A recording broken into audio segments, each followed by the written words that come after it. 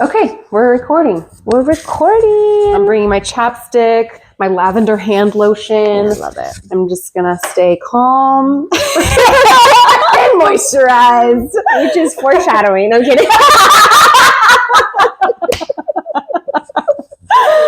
We're digging in deep today, so we're just everybody get on your swimmies and get on your floaters because it's getting deep. But surprise! Here's the surprise! Raquel's here in Spokane Valley, Washington, all the way from Northern Virginia, across the country, across coast to coast. Yeah, big journey. Yeah, first time in this state. First time I see her in person as a real live human being. Yeah. It's been so amazing. I mean, it's like, who would have thought a year ago doing this project that we would be here? I know. Not me. Nobody, we can't plan this stuff. No. It's just incredible. And that's, I think, the lowercase faith of like just the faith in what we're doing, in us as people, and then the magic and the mystery of things coming together. Because how would I have been able to say, I want to see somebody in my life who can also mirror me and witness me and hold space? And I didn't know that I needed that. Me neither. You know? Yeah. And now I'm like, I feel like you're my closest friend. And like you've witnessed so much in me and I'm witnessing in you. And it's like, oh my God, I'm going to cry.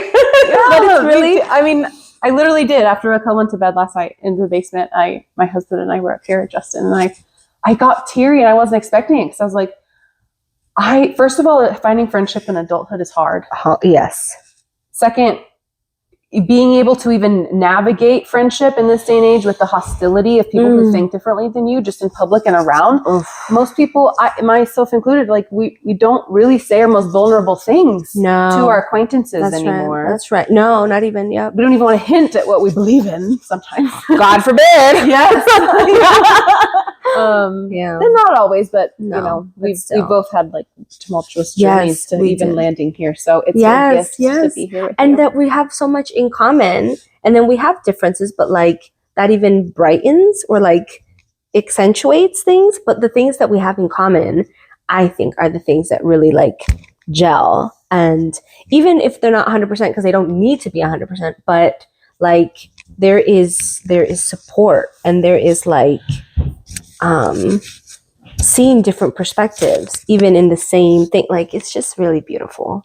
Yeah. We think so similarly.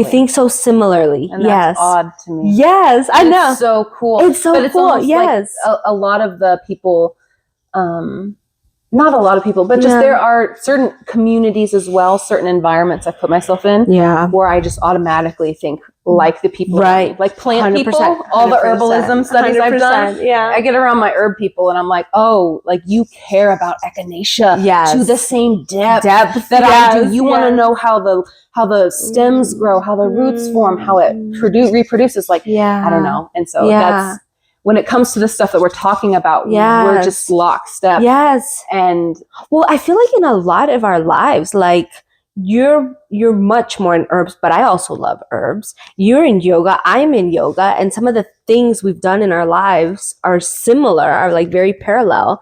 And it's like, and who would have known by looking at us or like just by on paper? And yet we're very similar, like living on two other sides of the coast, living kind of parallel realities. And I just hope that, like, I mean, this is very healing as an individual, but like hopefully the magic of this and like the ripple effect is that this can create more of that in the world. Is like we're all more similar than we think, and the division is just like borders are fake. It's fake. It's a lie. Well, that's what I want to hone in on. Oh, and I'm going to write it down. I keep track of myself when I actually, because borders, like, to what degree are they real? Yes. Like the degree that they are being reinforced. Yes. So I'm just going to write that down. But I want to hone in before we get into it. Yes.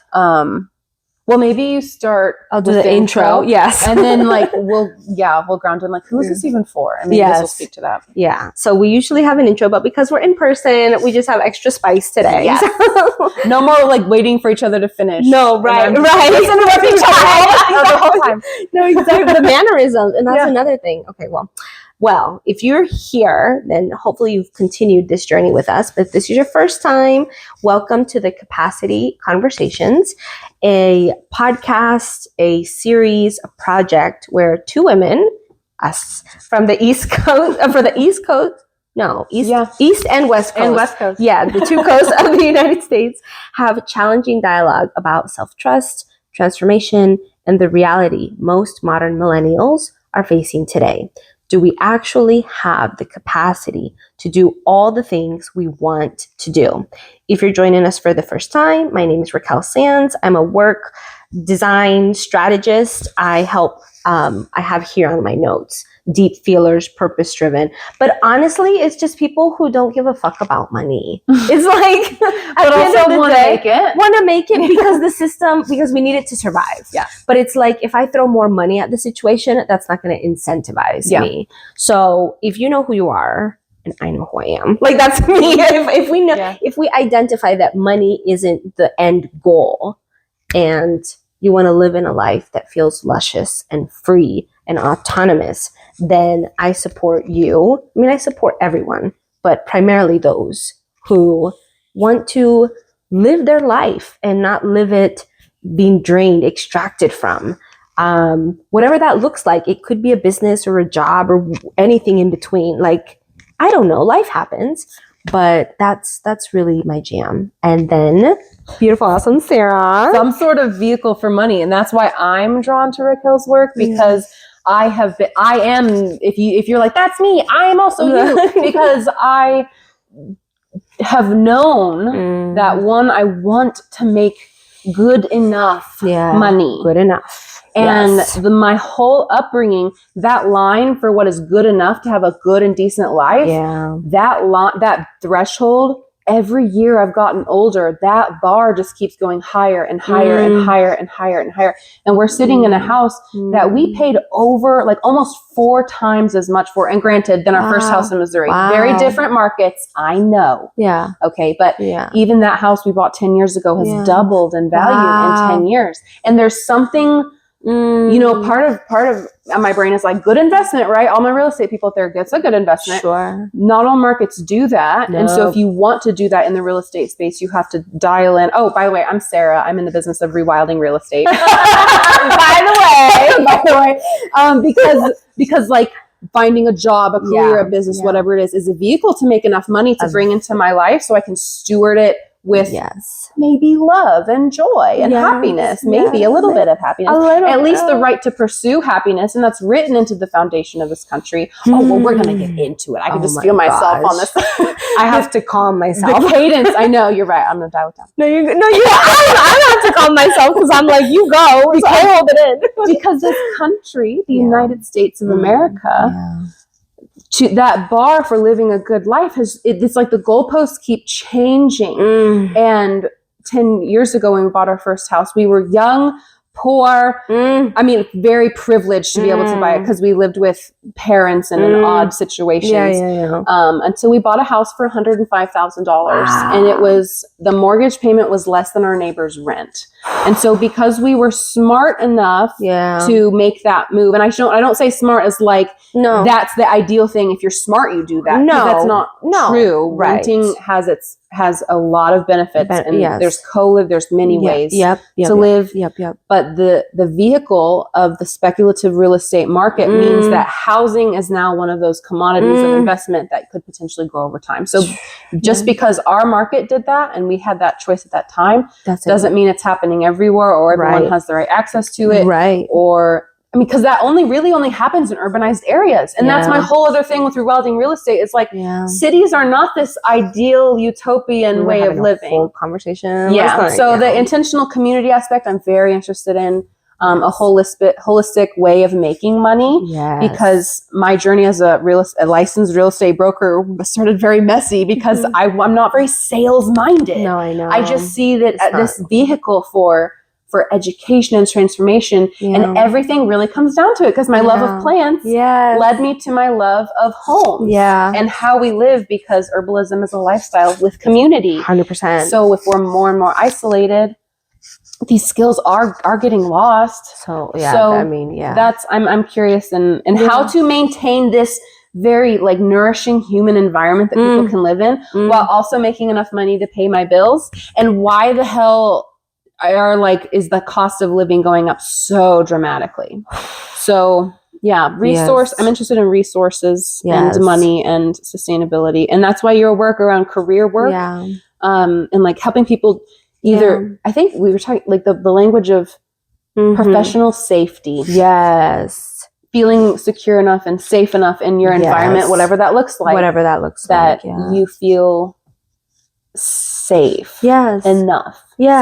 Safe enough. Yeah.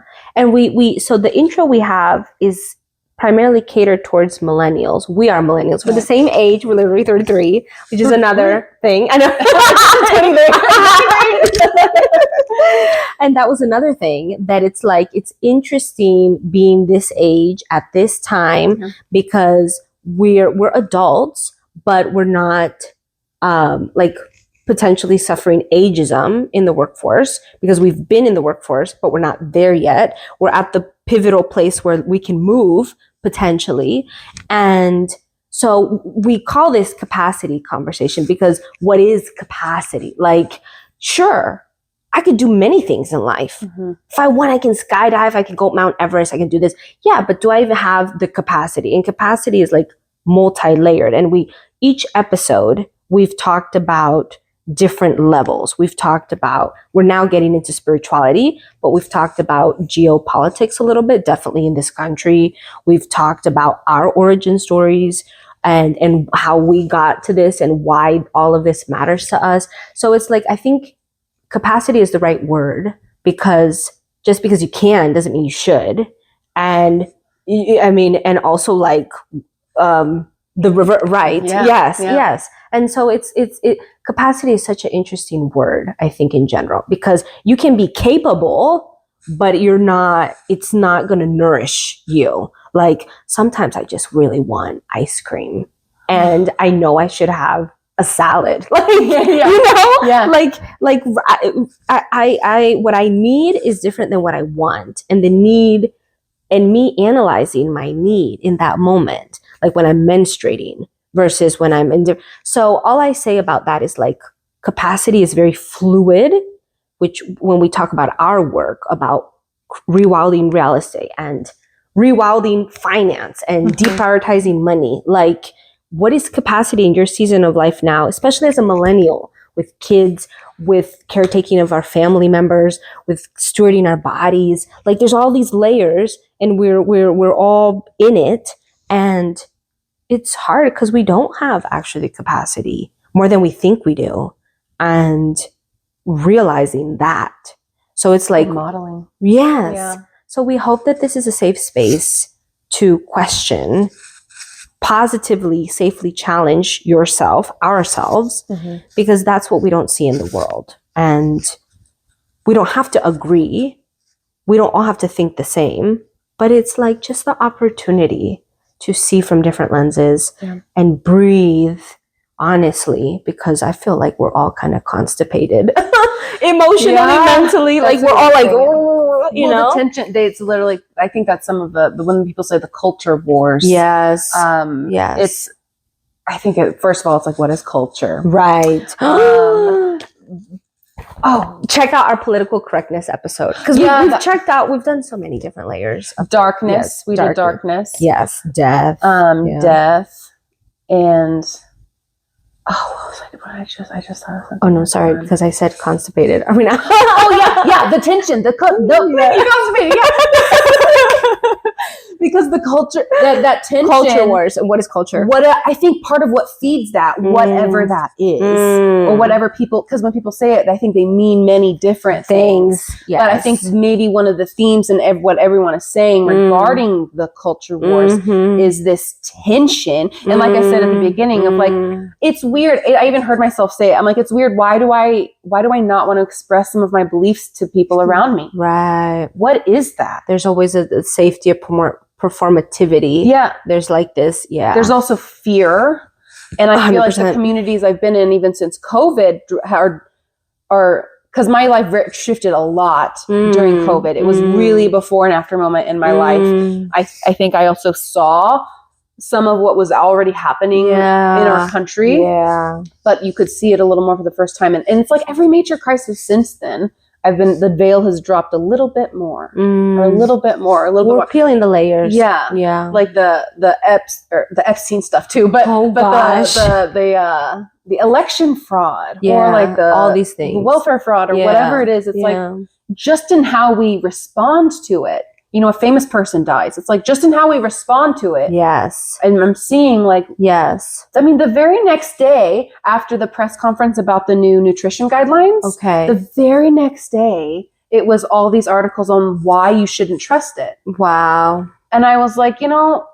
I think when we really question why it's happening, making this country healthier. Yeah. It's like, if we're all on board for that, and maybe that's their reasoning for writing the article. Right. I guess. Right. You know, it's like, here's why you shouldn't trust it. Because if you really want a healthier lifestyle, here's the belief system to have. And so that, I think, feeds the tension. Yes. That maybe feeds the culture wars. Right. And it's not good. And, no. And there are more spaces. Like this dialogue, I feel like, for anyone on the journey with us, I hope it opens that space, because it has for us personally, 100%. And even if that's the biggest benefit, which it might be, I think, no matter what, it's still, we need to have these, and we need to have the hard conversations in a safe, kind way, and that in and of itself is hard, because you know, when we see a watermelon, it's like, how am I going to eat that? It's like, it's a big thing,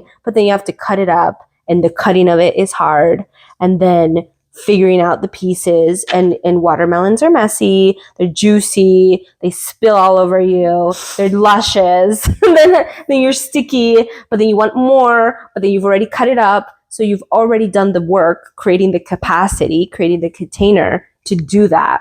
And I think we tackle hard things in our series, but we do it hopefully, and I hope you all see it, in like loving, respectful, mindful, intentional. Like, we're not just throwing things out. And I think it's really challenging, because we're faced with so much all at the same time, and there's no really break to process things in life now. It's like, oh yeah, I gotta go do this health thingy. Oh yeah, I gotta go finances. I gotta do this. I gotta do this. I gotta do that. Processing time. Justin and I talk about that. It's like, can we just like sit and stare at a wall for like 30 minutes? Yes. Because it's like, nobody has the systems, and systems is like a big word, but like we're gonna get into religion today, and that's a system, and then the financial system, and like there's all these systems that are like subsets within the larger society world, and it's like there is really no way, we're all thrust in it, and then depending on our backgrounds and cultures that have already filtered things in that way, then it's like we could be advantaged, disadvantaged. Some people have more hope, some people have more cynicism, and then that filters how we approach these different systems. And then it's just like, when we're our age as millennials, we get the chance to finally decide for ourselves, what the fuck do we want and why? And it's hard, because at that point we already have responsibilities. And so then it's like you cart before the horse. And we've already formed a lot of our identity too. 100%. Or what we think of as our identity. What we think, yes. And maybe that's I haven't thought about that before, but a lot of why I feel like it's important to even make video content and put it out in the world of things this vulnerable is potentially hopefully for the next generation. Yeah. I mean, as much as I meet a lot of cool elders who really respect younger generations. Yes. Not as many as I would like. Yeah. Right. But the ones that I do, they actually listen to what I say, because I am younger to them. And depending on what we're talking about, like that is the fruit of the conversation, is we get to learn from the other generations. And that, one of the reasons I'm listening so hard to Gen Z, Gen Alpha, is because of that medicine that was given to me by elders. Yes. Being like elders sitting with me saying like, and why do you think this way? Wow. Or, and what are you struggling with now? And I can't tell you how many times have you heard this? Like, I can't imagine being your age right now in this day and age. I mean, thank you for saying that. Why didn't you help me when you could have? Yes. Because some of the policies from their generation are what we're living in. And so when we talk about the cost of living or some of the just like the cultural standards, like watching the Tyra Banks stuff recently, I'm like, why was that the heroin model? That's what they call her, like the heroin zero or the heroin skinny or whatever that is. Oh my God. Like, those were the beauty standards of our childhood. I have to hide for a second because I was taken by surprise by that Tyra Banks thing. Yeah. And I grew up on we grew up on America's Next Top Model. Yeah. And I did check her Instagram. If you're watching, you don't deserve millions of followers. She said it.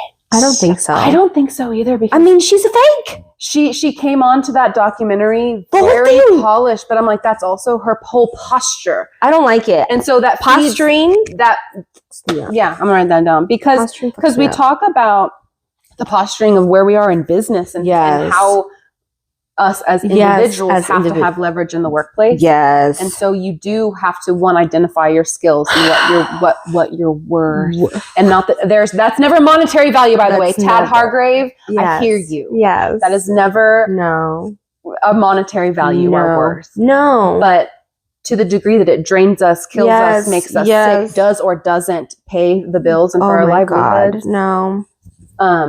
We have to be aware about that and then position ourselves in a way that we learn and grow. And that's why capacity is so challenging, because then it's like we're juggling the like internal storm, but it is not able to manifest and express because we're posturing. You know what I'm saying? So it's like a controlled thing. Like I know I'm unhappy in this job or in this relationship or my health is shit or whatever the fuck. And it's the tension. And that's the tension that's contained while the performativity and the survival. So then we have to reassess and reset. I probably have much less capacity than I think I do to even engage in dialogue of religion or like challenge my identity. Or that's it, because it's like we're all in debt in some way or another. We're already in a deficit, and so it's like these conversations are so healing because we try to not speak the truth, but speak a truth and give voice to things that we're all feeling. Like, I don't understand things that are happening in life, let alone my life. And so much of the work is just trying to understand and who is telling what and what side. And like all of that takes so much that energy. And then I have to re-engage and be like, is this worth it? Does this mean something enough for me to then go down that rabbit hole? And that's why half the time, like religion, that we will get into, you guys, but this is always just like why this matters. Like religion for me, I felt like it took up so much of my time in my youth that there was a time where I was like, I'm going to put a pin in this. Like there was a moment where I had to pause. Yeah. And it's the same thing with finances. Like all of my 20s was, let me get out of student debt. Yeah. Let me get out of car debt. Yeah. So that would set me up for another thing. And so it's always like the capacity changes in a different area of life. And so to say that we have to do all the things all the time, or like, I can't imagine. Well, you know what? I can't imagine either. I can't imagine paying your way through college on a part-time job and still being able to buy a house. Imagine. And I have people who are like, and then date and be healthy, and figure out your cycle, and still go to bowling every Thursday, for fuck's sake. I can't.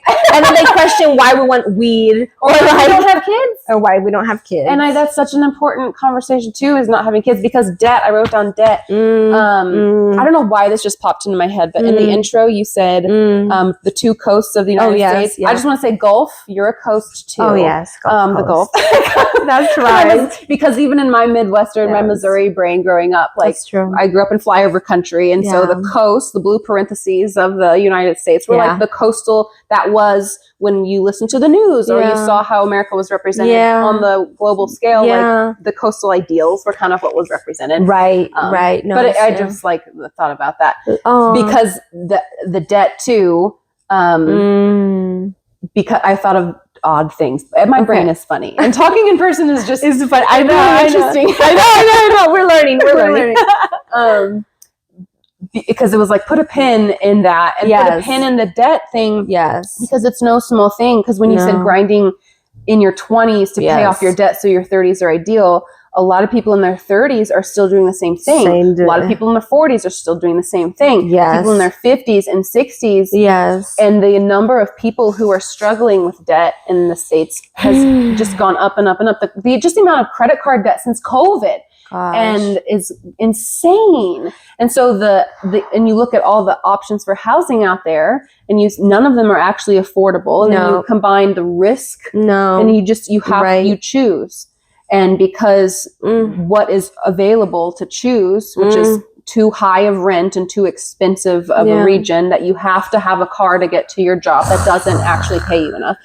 And you might say enough, what is enough? Right. Right. But that stress, I think the debt is what makes it feel like it is actually never enough. Never. Because you know that every penny you're working toward is going to pay off your past. And it's sacrifice your future. Yeah, at the expense of your future. At the expense of your future. Which is extra stress, which makes it extra hard in the moment. And there's never any satiation. No. And I think that's something that's hard for millennials to articulate. Yes. To elder generations. Because potentially we've never felt it before. Like to this degree. Yeah. We're in our 30s and 40s now. And it's like, it still feels like we're in our teens and 20s. No, but I mean, like in general, I think potentially, like we've always been pivoting. Like we were talking last night, we had the flash drives, then we had the CDs, then we had the little hit clips, then we had iPod, then the computers changed, and that like I feel like our generation is very special in the sense that we've always been adapting, and so with that comes this like, well, where is home? Like, what is safety? You know, in general, and so. You know, it's a constant question of redefining for ourselves in every new pivot because potentially we've never known it in ourselves, in our families, in our cultures, in like all these other circles, like a Russian doll. And it's just like, well, possibly the benefit of that is that because we've never known, we can create it. And define it for ourselves. I think that's the lens you have to look at. That's yes. Yeah. Because otherwise it's being given to us. Exactly. And that's what's happening. And that's what this conversation is challenging, is like we try to poke holes at the different layers of society and stuff to see like, this is why we are the way we are, is because we have dealt the brunt.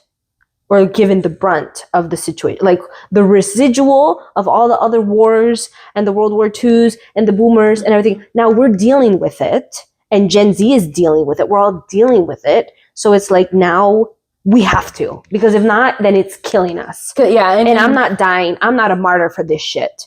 No, and we're the first. Yeah. I feel like what you're saying is like we are the first to access the depth of emotional connection that makes us feel and acknowledge this is actual safety and actual home and actual familiarity around something that is more nourishing than just like the obedience parenting style. Or like, hey, we're not in a global world war anymore. Right. Like that level of baseline is very different than our coddled, soft generation of like, we were born in the 90s. I mean, there was a lot of shit going on in 92. Yeah. And we had 9/11. Yeah. And so we witnessed all of this, but also the rise of terrorism and being scared of like, it gun shooting. The psychological wars, which I think created this illusion of safety that we were raised in, which maybe is what opened up this doorway for more emotional awareness or connection. Because I think, I mean, when I first went to Seattle to work with kids, from Missouri to youth programs in Seattle, I was like, these kids, I grew up in a very small town, conservative, small culture. Yeah. And so the very diverse, very progressive, very open, very liberal Seattle, I couldn't deny it in front of my eyes that these kids are very emotionally intelligent. Yeah. And that was not, I didn't grow up that way. I did not have the language for this kid who just told me, like, I need some space right now. I did not know how to say that when I was that small. And so, where was I going with that?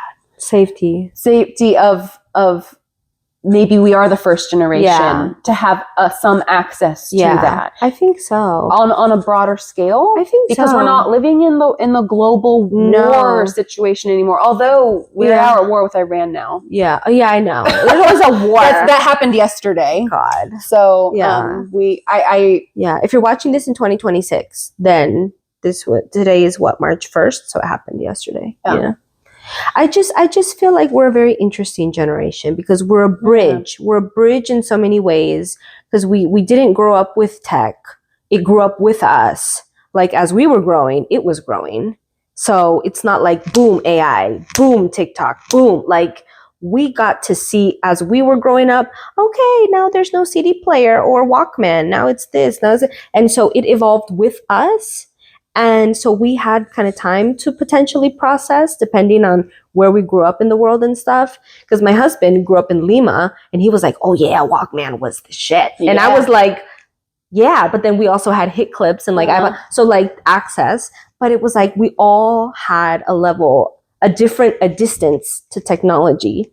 And we were bridging that. And we were the bridge in workforce. Like my mom and those generations of like, email and like we already the chat room because we already had access. So I'm very glad, I'm very fortunate, and I'm proud to be a fucking millennial because it's like I wouldn't want to be younger at this time. I wouldn't want to be older. Those old people saying I'm sorry. I'm like I'm good where I'm at, you know. Yeah, I think that's part of the secret too is acknowledging where you're at, knowing where you're at, and knowing what you have in your pocket to do something about it. 100%. Because the hippies, I mean, I heard myself say just now, like, we're the first generation to access it. It's like, no, the 60s were a time. They were we are standing, just acknowledging, like, we are standing in this position because of the previous generations as well. Yeah. Both are true. But I it's another level of emotional. Have Instagram, though, right? No. So the psychological. No, I mean, like, because they were very much into drugs and psychedelics. Right. And our generation wasn't, or I don't feel like it was. No, LSD was not that way. No, exactly. So I feel like they were, but it was almost potentially an escapism. Yeah, you know, the people, the friends I've met who were doing the work in the 60s. Yes. They said there was some of that. That's what I'm saying. And I feel like ours was very spirituality. Yeah. Yeah, exactly. Everything has cycles. Yeah. But I guess we're just going to get into religion, you guys. We're just going to hop into it because that was one of the things we did, the lowercase f, as we were calling it, at faith, lowercase f. About like an inner compass. How do we orient our sense of belief, our orientation in what makes sense with the mystery, with why life is the way it is, and how we make sense of that through the lens of faith. That was last episode. This episode is mainly uppercase F, so we're talking more structurals of religion and religion as a system. And why this matters. Why are we talking about religion when we're talking about capacity? Because I think that religion is another system that filters, has the potential and does discern and like filter things for us. It like shapes why is the world the way it is? You know, it literally has origin stories and mythology around it. Yeah. And so if we grow up in certain religions, it's like, shit, that's the way the world is. This is how we see the substrate of reality. Yes. And then through this lens of belief. Exactly. It's something that isn't quite, it's not this. No. This isn't the origin story I understand. No, exactly. But knowing that helps me understand this. Exactly. It's orienting. It's orienting, exactly. Yeah. And then it's like, you know, as we choose to challenge or like interact with that capacity of, I'm struggling with religion, I'm struggling with my identity in this part of the system, then it's like, okay, what part of it? And all of that is challenging because, at least for me, in my career, like, I wouldn't identify myself as a religious person. I am a person of faith. I am spiritual. I am mystical, and I lean towards like the mystery, but I don't like to label as a dogma or as a religion, because I'm like, it might change. It might continue to evolve with me. And that whenever I was changing jobs, I still always prayed or meditated, because there was an element of, I don't know if this job is going to come through, or what, you know, the financial thing is going to be. But I'm praying that whatever thing being created me has my best interest at heart. Yeah. And I have my best interest at heart. Yeah. So I'm just putting the good feelings, the good prayers, the good sentiments out there. And that for me was what helped me navigate capacity with faith, with religion, because I'm like, church is great, community is great, having a Bible, having a scripture, all of that is great. But that when I needed something to hold on to, that's not what I went to. It was like a relationship with the divine, with the mystery of my own volition, if that makes sense. Like, I had to, it's like calling a friend. Like, I call my friend, help me out, witness me. Can you help me? Can you support me in this moment? And that is what led me more into like mysticism, spirituality, versus like, I need the structure of religion to support me in this. So that's what started my kind of journey. And I talked about that in the other episode about like my upbringing and being Christian, Baptist, and all this stuff. And so, yeah, so I think the big thing for me that I want to raise in our discussion today is religion as a system. And we pulled a card today. Also, we pulled a card. So that was part of the inspiration. Were we betrayed, or have we been betrayed in some way? Has there been a disservice done to us by religion of like, and religion is a big thing. I want to caveat to say that we're in the United States, so I don't have experience with Hinduism or other religions, primarily Abrahamic. I'm not Muslim or Jew. I'm not Christian either, but I grew up in a Christian background and I have an affinity with that. So we're primarily going to be talking about Christianity and potentially some Quran, Islam, maybe Torah, Abrahamic religions, monotheistic religions. But with that in mind, were we betrayed? How have we felt betrayed? How have we felt hurt and slapped in the face, kicked in the balls, in the uterus? I have some good examples of that on the table right here. Slapped in the uterus. She said that. For real. No, yeah. Especially in my experience of like where women, and maybe I want to get into gender and race in our Christian upbringings. Okay. Well, yeah. Because the whole slap in the uterus is, God, that's painful. It is. Already. God, I could cry because it's, as a woman, to have sovereignty like outsourced into a man, because the man had the power in the church. The whole women keep silence in the church, taken to its extreme in rural, what we would call today as right-wing America. Yeah. I don't think in my experience, I don't I don't think it's all based in extremism. No. Yeah. But what's the one, the Ginger, the show with all the kids and the Christian, I don't know. God, sorry. I'll link it later. Okay. But Ginger something, Duggar? The Duggars? I don't know. I'm not the right person. I haven't seen the show, but people who talk about it because when I tell them my experience with kind of an extreme conservative church or Christian flavor of Christianity, right. It's not everyone's experience. No. And so I think on a whole, Christianity in America or the United States is portrayed to be very extreme when, especially right now. And I think it has the potential for that and the shadow for that. And I want to get into that. But it's not often very extreme. But in the case of like the book or the lady that I'm halfway referencing right now, it is very extreme. And I look at my experience and then I look at other people's experience and I'm like, oh my God, I didn't experience that level of like hearing women who essentially just give their bodies to men and are taken advantage of because the man has the power in the church and the community. And in one instance of an interview I was listening to, like the woman even went to a leader in the church and said, like, my husband is raping me. And then like their job is to have babies. And so for the leader of that church, and this woman's story was essentially just submit. I can't. And that was my subliminal messaging. And to whatever extent the leaders who raised me that are watching this, who might say, Sarah, that's not what we taught you.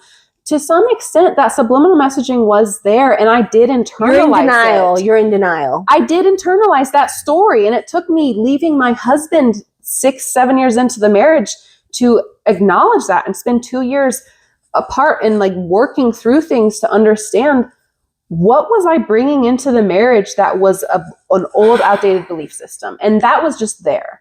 So, religion in general has killed the woman.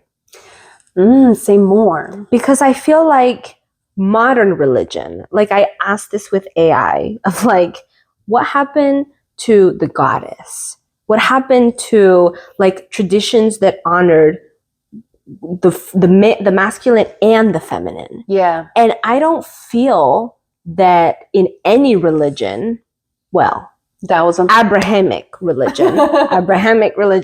Sure. Because why is it that all the prophets are men? Muhammad and Moses and Jesus. And where's the woman? And why are women subservient? And they're just the wives or the companions or the whatever. Like they take literally, we were made by the rib of Adam. And I was like, fuck that shit. And even in the word woman, we've got man. Like, and female, like we're in addition to, like our whole existence is a question mark. Well, I think that part of the story, and see, this is where I think the story of Jesus being wildly and grossly misinterpreted for men to hold on to power, like with their insecure lives, like, and that is denied, or their interpretation of like the true stories of Jesus. Like, because when you say, where's the woman? I'm like, Mary Magdalene. No, I know. But we've done the work and we're women. No, exactly. So figure out. And we aren't taught. I was not taught about Mary Magdalene. I did not realize that part of what made Jesus so radical was that he welcomed women into his circle. That's beautiful. And that disciples, because the oldest tradition in the world maybe is mentorship. Yeah. And so like for us to disciple unto a teacher is a very common thing. We've been doing it forever. Yeah, 100%. And so that being the main, before, the mass education system. Right. That's another episode. Oh gosh. But before that pipeline, like the ability to choose who you wanted to learn from and what you wanted to do, they would steward the curiosity in you, and you could steward their transition into elderhood and eventual death by making them feel valid and filled with dignity by passing on to me what I feel like is a very worthy and noble education, and to learn from what Jesus is called master and he's called teacher, rabbi. to learn from the rabbi is an honor, and mostly only for the men for all of history. Well, that's what I'm saying. And so the fact that he has women with him, is one of the things that I think makes the Jesus story very cool. Yes, and very radically, absolutely. Like there was a shift in the history of like what it means to bring all, like some of his words too, I think are useful in bringing all the reality of all the odd things he would say, and the people marveled, like, what? Yeah, is very much of how I feel when I read the words sometimes. Yeah, but it's like psychology as well. It is. So he's distilling reality into this digestible little 100% thing. He was doing the capacity conversations long before we ever thought of it. Yeah, totally. Which is why this, and I keep looking at this, and it's like making me angry. So I think I need to move it. But the slave Bible, like being able to withhold knowledge of freedom, the love that was taught, this is a corruption. Well, I just want to provide my context, or like what I want to say, which is, this is why we're talking about religion, because religion filters like what is allowed, what is permissible, in an institutional way. Like when they say we need a tithe, and it's like, well, where's the money going? It's not like we take it when we're dead. Like, even though the Egyptians, they have the whole pyramid, and it's like, so it's an institutional, it's a formalized way of whatever, like the way you show up in life, how you believe, what's moral, what's emotionally going to attune to you, what is okay for certain people versus not. And that's my struggle with religion, is like, it already denies a lot of gatekeeping, denies capacity, removes capacity, because it's like, this is who you are now. It gives you an identity before you even get to question it or like form it. Yep. And that's why I struggle with religion. Yep. Not to say that it's not important to have an organization of your beliefs and have some sort of structure, but I feel like that's where the individual, and what you just said about the mentorship, like having a closeness, because if it's like, what the fuck what the fuck does the Pope know about my relationship with God? Yeah. Like, and we hated the Pope growing up. Like our flavor of Christianity was like, he's a false god, essentially. Yeah. And so going into any Catholic church, growing up, was like this idol, like golden calf looking altar. Oh my God. And yet that's like one of the oldest ways of expressing our ability to look up. And that's the other thing I love about the cathedrals. Yes. That it draws our attention upward in a way that is the answer, or what I would hope the purpose of religion does is like allows us to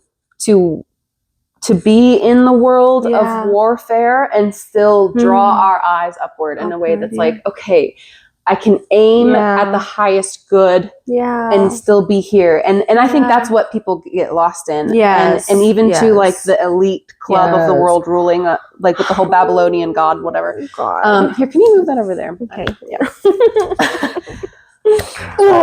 Because this cherry picking of what knowledge the plebes, people are allowed to have, but we are going to withhold this higher version of truth. Which is why she referenced the Negro Bible, the slave Bible, because that's literally what it is. It's like, because they took out the chapters on freedom and sovereignty, but they kept in things like the love and the grace of God, and the obedience. And because it's a full gem, and to only show like, hey, you're allowed to see this angle of it is an abomination of the purpose of it, which is why I think even if you have no religion, I don't say you, but but in general, and because I know you, your spirituality orients you in a way that at least you see the highest good or ideal in things. 100%. And I think that the cherry picking allows people to say, no, I have the highest good. Right. Or something like that. That's a good way to distinguish, because I do believe that there is a, like, I don't know if entity or being, but there's something else. And I do distinguish between like this human body and the ego and all of that. And that is not it. Does it, you know what I mean? Yeah. Like there is something else that is virtuous and in integrity and in harmony, like whatever it is that created or whatever the whole universe and your what is it, the patterns, Fibonacci spiral, the patterns that live in all of life and that create everything. We're all connected. So then it's like that for me is beyond comprehension. But that is also what I like to think about, and that fills my spirit, my soul up. And so it's like, then I don't need the dogma because it's beyond definition, but that still is like the North Star for me. Yeah. How do you, because I'm a systems thinker, we're systems thinkers. Like, and then in my community work, I see this lens of like, okay, so you want to build trust in your group, your organization. What kind of practices do we have already embedded in the culture that might feed that trust? You say you want to build trust. How are you doing that? Just by being around each other, like the experience, like how do you measure that you had some trust and then we did a thing and then more trust came from that. And and vulnerability and the sharing, like the bonding of people, like that's one thing. But vulnerability is also like, yes, it's power, but used as currency in the workplace, it's a very disgusting thing. That's like some toxic shit. So explain to me how we're going to build trust here if that's the intention of the group. So I ask you actually, how do you keep yourself oriented to that highest good? Because I think a lot of the religious texts that people adhere to and maybe too tightly and for whatever shadowy reasons, it's in service to wanting to be a good person. But how do you know you're on that path? I think and I don't know how I realized this, but it was like, as long as potentially I'm not harming myself or others. And there's many layers to that, right? Like there's emotional harm, there's physical harm, the way I speak, the way I posture, like, so that's a lot to juggle with in any given time, but that is a conscious practice. Like the way I show up in the airport yesterday, okay? And a white guy, I took a passport because we don't know. I even have a fear in my own country of how am I being read, okay? And I looked at AI and AI was like, you need a real ID. I was like, I don't fucking have that. I have my passport, and passport for me is the gold standard. So that for me is like, I try to have a gold standard in terms of my North Compass. Like, what is it that is my minimum, which is I don't harm I strive not to say that I do, but it's like, there's emotional harm sometimes. Don't try to harm myself or others in my practice of trying to be a good person, or like, and that's hard because, so the guy at the airport, he took my boarding pass and maybe he never thought about it, but he left my boarding pass on the desk after he had checked my passport. And I was like, so I need to board. And so I just I snuck out. I was like, oh, give me my boarding pass. And and then the same guy, when I had to take off my shoes and do the whole process, he like stopped in front of me and was like, you wait here. And you still had to take off your shoes? I still had to take off my shoes. Why? But did everyone? Everyone took off their shoes. Oh, I thought that was done away with. I haven't done it. No, we all take off our shoes. Okay. But I just didn't like that he was right in front of me. And there was another guy and there were other people. But I took it as like, is it because I'm brown? Is it because I have curly hair? Is it like, what is this? Because it's 4 a.m. You didn't want to say by him, or he didn't want to say by you? No, he just went right in front of me, the TSA guy. Oh. He just stood right in front of me, kind of stopping me from going ahead of the security check. And I was like, why? Is there a reason? And so I'm like, I'm just going to continue with the bins and putting my stuff. But it's like, in that moment, my spirituality is like, I have to be conscious of like, I don't know his narrative story, but I'm going to do the best I can in this moment and continue. And it's like, I've not seen churches do that of like, this is how you practice in real life. Like, my mom grew up Catholic and I struggled with that because, so much of the media portrays as like, you go and you confess and then you say your 10 Hail Marys or whatever. Right. And then you have removed your debt. You've like hell insurance. You've hell insurance. Yeah. How convenient. You're done. And that's why I've struggled with calling Jesus Savior, because I'm like, I don't want him to save me. I want to save me. Yeah. Like, I want to be able to Like if he's a gardener, I want to be able to harvest and ingest and then learn. Yeah. He literally said, teach people to be fishermen. Right. Right. Yeah. So I'm like, so I don't want to be a fish and I don't want you to sell me fish. I want to be a fisher person. And it's so hard because it's like, I feel like religion is like a drug. It's like a business. Mm-hmm. And it's like, and it's like, it's drug and the drug dealer. And it's like, here it is. And you shocking, it's God. It's God. That's true. God said every drug dealing. Both the drug and the dealer. And the drug it's everywhere. It's all the things, Yeah. And it's just like, so it numbs you. So you've got your insurance policy. So then you don't need to have capacity to engage with it. So then you're checked out. But then you can go to it again to feel good and like solve your problem, but doesn't really solve the problem. So it's really hard because it's like, it takes an active, conscious, conscientious, at all times, 24/7. I can't check out. Like even before bed, sometimes I'll be like, maybe I didn't say that the way I wanted to, or maybe the tone. And so it's not a reprimand, but it's just like, again, I'm reflecting and I'm conscious of my actions and how do I want to show up? And did I even feel good? Maybe I felt good to the person, but did I feel good about that to myself? Oh, so it's like, yeah. So that's it for me. It's like, I love that. It's hard. I think that is as close to what any religious person might hope for. Yeah. It also, like you just saying that made me think that we did talk about last time, the inner game and the outer game. We did. Yeah. And how maybe that inner orientation or that belief that things are going to work out or whatever that lowercase f faith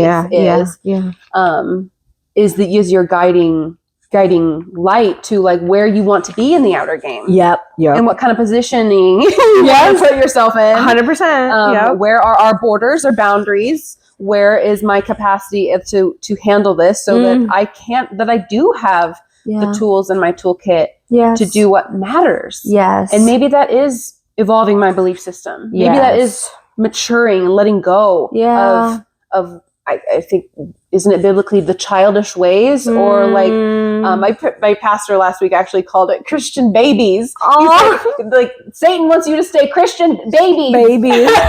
And he's like, but what God wants you to be is our spiritual parents. Yeah. And of course, Justin and I are like, we want to be parents. Like, doesn't that sound like, but even as spiritual parents, like this idea of, wouldn't we want to strive? Isn't that thing that you're describing, which is looking at your life and being like, did I steward myself and others well today? That's right. And did I cause harm in any way?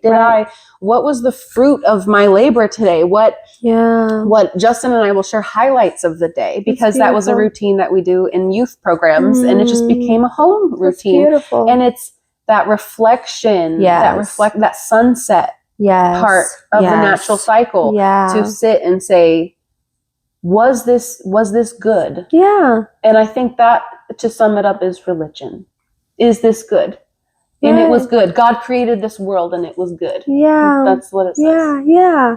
So I just, and I told you before, I was like, I feel like inside me, I didn't realize that I have, and it's becoming maybe more predominant as I get older, this aversion to like, you have to tell me what to do, how to do it. Mm-hmm. Like, because now with time, I'm like, I trust myself to learn. So I want you to trust me as well. Yeah. Yeah. So I'm like, so don't tell me what to do. Teenage into adulthood. Yeah. The relationship to the parent. Right. Or the higher. Right. Or whatever. It's like I got it. So it's like, I don't need religion to tell me. I just need a space to show up.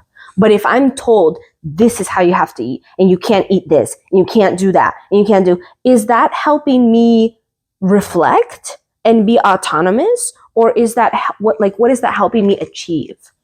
That's my thing. Is like, sure, if you don't want to eat pork, don't eat pork. I don't know the morality of, is pig dirty? I don't know. Is cow dirty? Is a lamb more sacred than this? I don't know who or what sets that. But Like those are the questions that I want to be able to discern. Right. And for not myself. Yes. Yeah. Because if I just take it, then it's like, then again, it goes back to the drug thing of like just numbing out. And I don't want to be numb. And even I told you I'm a light drinker.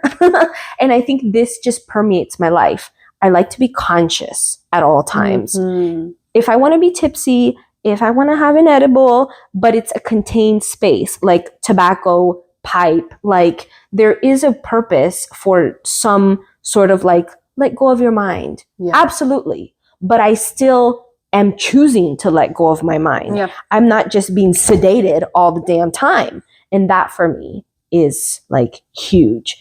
And it's put pressure because then it's like nobody is watching me. Nobody is calling the shots but me. And that's hard because do I know morality? No, I don't know. I don't know. But I can be in this like witnessing or like experimentation of that. And I don't know. I think I learned, I did a class in Eastern religion. So this is the one moment, presumably, for Eastern religion for me in my life. And I learned about Buddhism.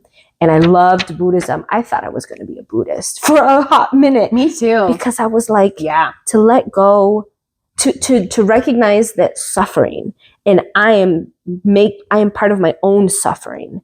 And so, boom, you're responsible. You can't ask God to save you. You have to save your ass. And then on top of that, it's the attachment. And there's a path. Attachment. Yes. So all of that is like, that's what I was missing. Is I'm totally cool. Like Jesus and I can be BFFs. Like I'm totally fine with that. I have no problem with any of it. I just don't like the structure, the legal. It feels legal. Legalistic. Yes. Yeah. I don't like that. That's the word that I feel like the people who left the church I was raised in about the same time that I did. I was about 20. That was the word that was used often to describe what I've been looking back, like the more extreme people in that church was their just adherence to the word to its literal words and definition. No. And I think there's so much abstraction. That's why there are so many flavors. I say flavors, but denominations of Christianity. It is. And then like the subcultures of those and those and those and those that thrive. Endless. And to a large degree are all very decent people. Right. And then also to a large degree leaves a lot of space for corruption. Yeah. And is very often fed on that, and or it's built on that.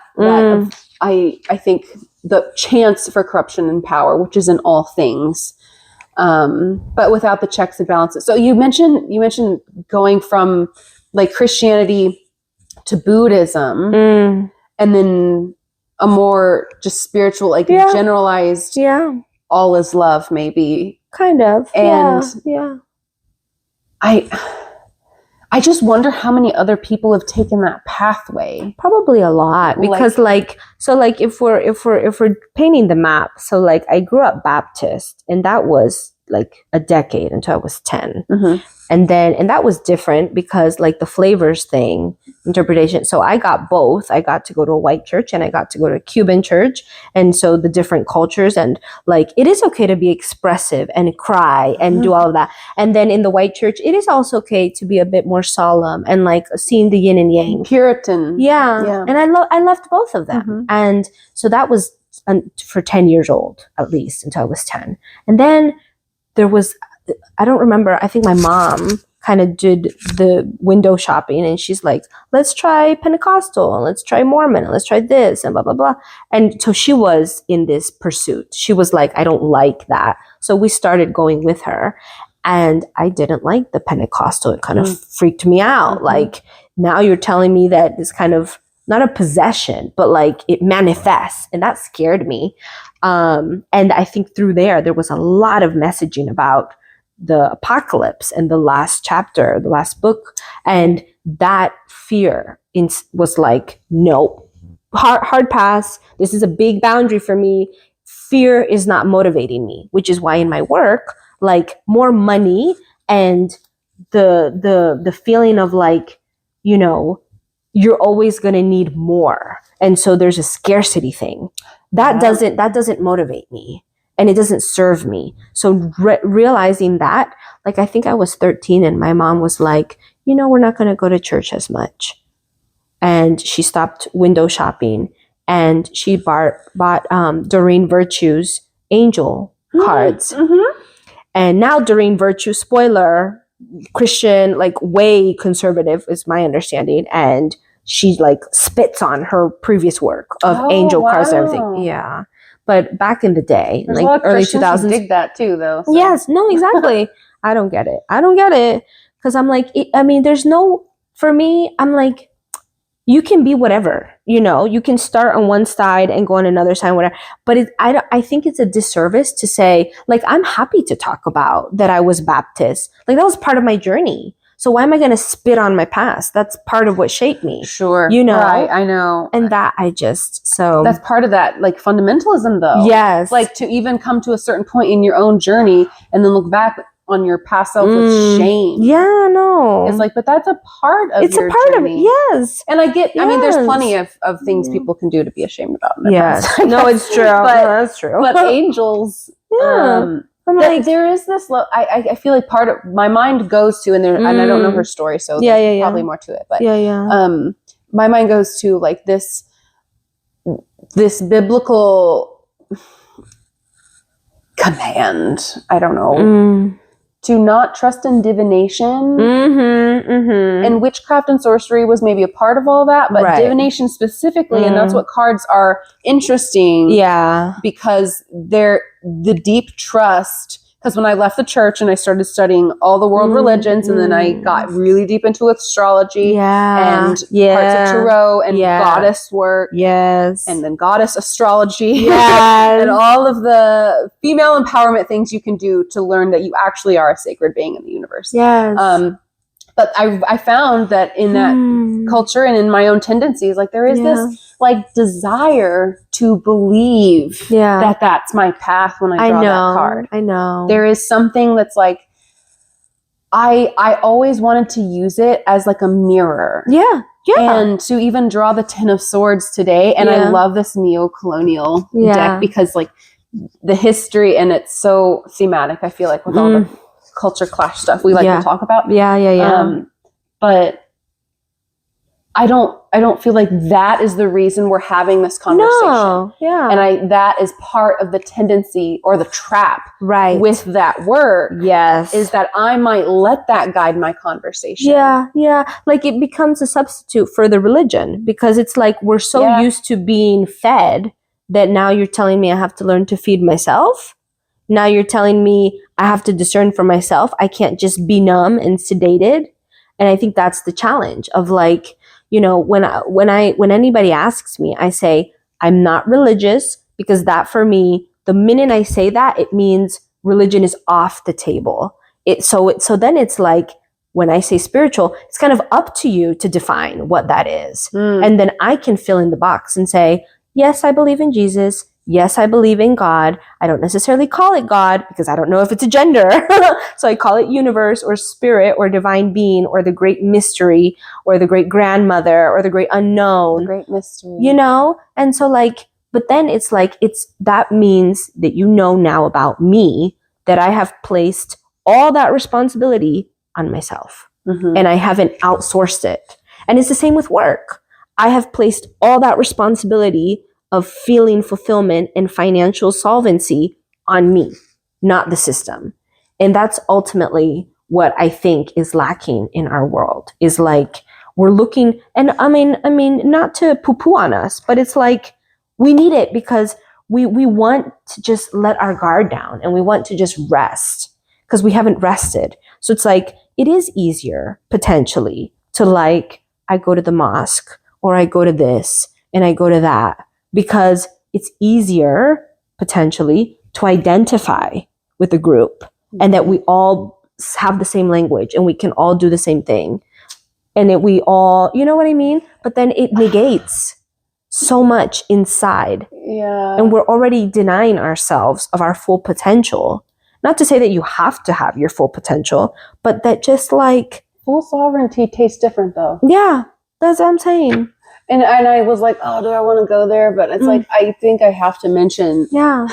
I'm sorry for anyone who takes offense to this, but but also that could be okay to take offense. Yeah. Because that might be something to look into. Okay, well, I'm going to say it. We're not apologizing. I'm not apologizing. Okay, well, fair enough. Because I feel like I, to a small extent, experience this pattern that parents also can outsource some of their training of the sovereignty on the church's doctrine. And so that trap of like, well, I don't want to deal with this lesson. And I say this as non-parent. I don't want to deal with this lesson. Right. So the fact that the church kind of has this lesson means I don't have to drill it into my kids as much. Dang. And I say that as it's a trap because the setup for that potential is also the same framework that perhaps the most beautiful way of learning and support and community also happens. Yeah. Because for the parents to have a say in how a child is raised, and the pastor, and the youth, whatever, and the aunties and uncles, and the neighbors. And so it takes a village to raise a child, I want to be true, but I feel like that when parents do fall into that trap, and I feel like it happens in subtle ways, and it happens in stories. You hear it in stories, and you're like, oh, clearly the parent wasn't connected with their kid on that aspect, and the kid internalized a story from the church that wasn't then edified by in the home. Right. And so you see, I feel like we witness this in stories and kind of learn from this and see that it happens too. Yeah. And the shadow and the danger of that is just a reminder that connection with the kids is so valuable because you get to learn what they're internalizing by these potentially scary stories at church. Very scary. Some of my deepest anxiety is still tied back to fear of hell. I know. Still. I know. And then the death of myself without being righteous enough. There it is. So the fear of hellfire, I almost don't fear death because I have righteousness, but then my own fear of hellfire is like, well, am I good enough? Yeah. And the answer is no. And so that spiral of how do these stories get internalized in us? And how are we, it's like back to those systems thinking, like, how are we checking back in? Are we reflecting? Are we hearing from the child how they are, and it is a revolutionary thing. We were talking about this morning or last night. It's a revolutionary thing for parents to want to have that deeper emotional connection because it was good enough to just survive. And like for all of our history, all of our ancestors have done a good enough job at surviving. Yeah. And maybe in this moment, that's what we can ask ourselves is like, what is actually beyond survival is thriving. And what does thriving look like in a way that doesn't, I think that's what the big culture war is about, is we all think we know how to thrive better. Yeah. I wanted to say that, like, I think, you brought in parenting, and I was like, I think there's something to be said about, like, not wanting your child to fall down. You don't want them to make mistakes. And I think religion, as a pseudo parent, has that same thing of like, if you just do this, you're fine. If all you do is pray and you believe in Jesus, or you you do whatever the formula is, then you're fine.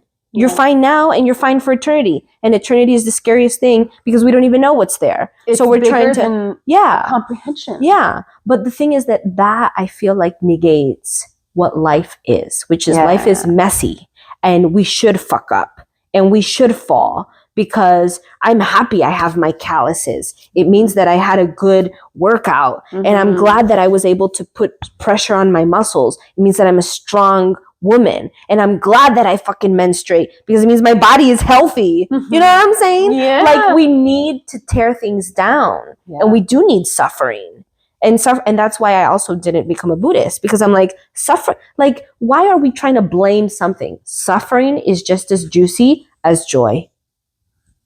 Like, death is just as needed as birth. Do you remember if suffering was like, was there the subliminal message either in Buddhism or Christianity to like stay in suffering because it was righteous? Oh, I think more in Christianity. Because I got that from Christianity, but I don't remember. I think in Buddhism it was more like Satan is the bad thing. In Christianity, I feel like suffering is the bad thing in Buddhism, is how I took it. Yeah. And so it's like, to get to nirvana is to recognize the suffering, find a way to not like detach from whatever it is so that we can avoid that. Not to say that we have to be happy, but it's like avoid suffering. Or like don't get attached to things. And also acknowledge it. Yeah. Because you have to be able to acknowledge it to see it. Right. To avoid or go toward. Like there's this poem, there are only two directions, toward and away. Wow. Or something like that. Quinn Bailey. Wow. And I think, God, I don't want to doubt myself. It's just a habit, doubting myself. But I'm like, am I misremembering? I do that a lot. Yeah. You have to be able to see it to know what to do with it. Well, right, exactly. And that's the part of the salience. Like, we understand what, like, that's how we derive meaning. You mentioned that earlier. Yeah. And that's how we look out at the landscape and perceive what we perceive as good or bad. Or how we're relating to those things is how we determine what is meaningful and how we want to keep going forward. Because hopefully we keep going forward. Hopefully, like, the whole onward and upward. That's what my dad would always say growing up. It's just onward and upward. And to keep moving forward onward, I think, is potentially, and I, at this point in my life, have kind of conflated that phrase from to God as well, because like that might be the journey of what God is allowing me to do. And the goddess is asking me to remember my inner game. Yeah. Remember that you can orient yourself how you choose in this landscape, and that you can derive meaning in different ways than my neighbor. 100%. And that my neighbor's interpretation of that meaning, or my neighbor's belief system, or the way he sees the world, or even how he feels about freaking Charlie Kirk. Like, I'm going to go on a tangent right now. I saw on a Threads post, somebody made a post with all the snow somewhere. That their neighbor had a snowblower, and that neighbor cleaned all the driveways off on their street or in their neighborhood or whatever, except for the two houses with Trump flags. Oh God! And so then all of the responses on these threads, because Threads looks kind of like Reddit, Instagram thing. And I try not to. I try not to deep dive into it. I avoided an account for the longest time. I'm like, I kind of prefer reading stuff like that than all the pictures on Instagram sometimes. So I just thought it was a good respite for that, which was like, you got me again.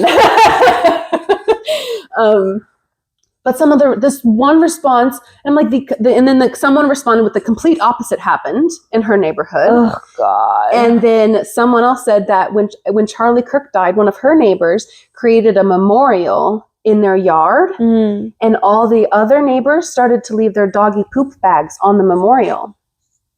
You see, and I will just say, this is where I'm like, what the fuck? This for me is self-harm.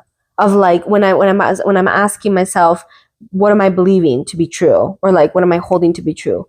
Not self-harming and not harming others. Yeah. I'm doing both in that moment of leaving dog shit on somebody's thing, because I'm not being neighborly, which is not to say that I have to agree with this person, but what does that say about me to leave that there? I know. And what does that say about like what I'm trying to create? And it's like, we don't have to all agree, but we can still be humane and kind and, have a deeper sense of integrity with each other. Love. Yes. I mean, that's such bullshit. This whole like free love, new age spiritual stuff. I know. I was genuinely shocked. I'm like, how, what is it like? Like, not pathetic. I mean, it's pathetic, but like how, when it's very like, oh God, what's the word? It's just very like, it'll come to you. It'll come to me. I mean, it's shameful too. Yes. And it's the opposite. I mean, I kind of played devil's advocate and was a little shitty about it. And I was like, oh, shitting on the grieving. How American of you. Oh, God. I said, like, I hope you've had more humane interactions with your neighbor since then. Because, like, what is, like, that person, like, you talk about motives for leaving neighborhoods. You talk about redlining. You talk about systemic racism. You talk about all that shit is related to that kind of behavior. God.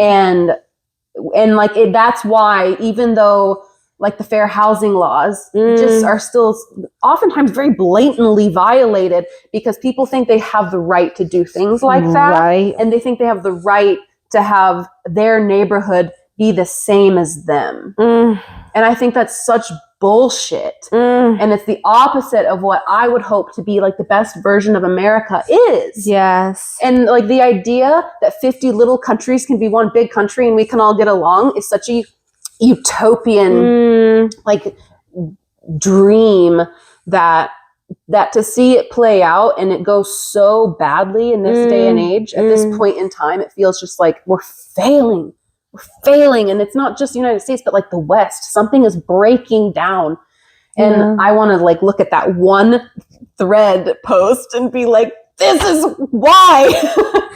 But that's just a microcosm of which this theme. Yes. And so I'll like, what's coming into my mind is just contextualizing with religion. And it's like the way we behave is, you know, potentially representing what I believe and what I believe to be true about what I believe. Because like, if I'm a good Christian, then what does that mean about my behavior? Right. You know, and when people ask, what would Jesus do? Yeah, actually, Jesus would flip the tables. Yeah. You know what I'm saying? So it's like, it's you know, performativity of religion and numbing, and all of that allows for people to not engage with their own responsibility. Yeah. As a human person. Yeah. You know? Deflection. Yes. Yeah. And that's why I don't like, I mean, you know, the people throw around libertarian word about, like, you know, your own right to do whatever. I like that because I want, you know, I wouldn't define myself as libertarian because I don't know what that means. So I don't want to label myself as something that then that person is going to understand something about myself. But it's like, I'm all for LGBTQ rights. I'm all for, if you love whoever you love, do it. Like, why am I going to get legal? Right. Yeah. And at the same time, that means there needs to be structure. Yeah. Where's the borders? We need that. But then, like, when you were talking about, like, different flavors of Christianity and stuff, I was like, that for me speaks to the need for the different interpretation. Like, just because we all have the same structure doesn't mean we're going to process and do things in a similar way. So it's like we have millions of flavors because people want to interpret things in their own way. But because we still need the structure, so now we're going to have, like, yoga. They have goat yoga. They have dog yoga. They have this. And it's like, you can have a dog with you in yoga, but you don't need to formalize it to say dog yoga. Does that make sense? So it's like the same with religion for me. It's like, you can have a structure, but we don't have to change the structure 15,000 times just because now somebody is like, now we're going to be possessed by the spirit, which is not to say that they are or not. I don't know. But it's like, we don't need to change the structure every time we're reinterpreting something. Like, that's why the lowercase f comes in, and then you have the higher. Yeah. So this is the balance. I feel like there's a thing of, like, what is moral? What does it mean to be human? And then what is the expression of that? And like the whole dog poop thing, like, that for me isn't a good human in general. Yeah. Regardless of what you are in anything. Yeah. And so it's just like witnessing it. Even not being involved, if my cul-de-sac started to do that, I'd be like, I want to move. Yeah. Like, then what are we? Yeah. Like, you know, I don't like these people. No. That's what I would say. And I think it's okay to not agree with each. I think that's essential. Because that's another thing I think in religion in general is, like, there's a scapegoat, like Satan. We have a thing about Satan, right? Like, who is Satan and why is Satan the bad person? And in all the stories we have, there's good and there's bad. And even the good people sometimes do not good things in order to achieve the good outcome. You know, like the whole Robin Hood thing of like, is it good to steal from the rich because the means justify the ends, or whatever, the ends justify the means? So it's like, where are we slicing this thing? Yeah, we were talking about this last night. Is it still a good thing to feed your children if you're taking food away from other children to feed your own children? Yes, exactly. And it's like, well, you might say you have the power to sway reality one way or another. And it's like, well, and you might say that's your responsibility to feed the children, even if it means, like, if it's their kid or my kid, I'm going to save my kid. Like, okay, yeah, you're designed to do that. That's a good thing. Right. But in all the little ways, people take the food, like metaphorically, but also literally, like in all the smaller ways, people do that to protect their own family. Right. Like, oh, I just got to grind. Like we were talking about the hustle of real estate. Yeah. And like I witness such good people. And that's why I stay in the industry, because I'm like, because it's a high ticket sale. Real estate's a high money commodity in this culture. God.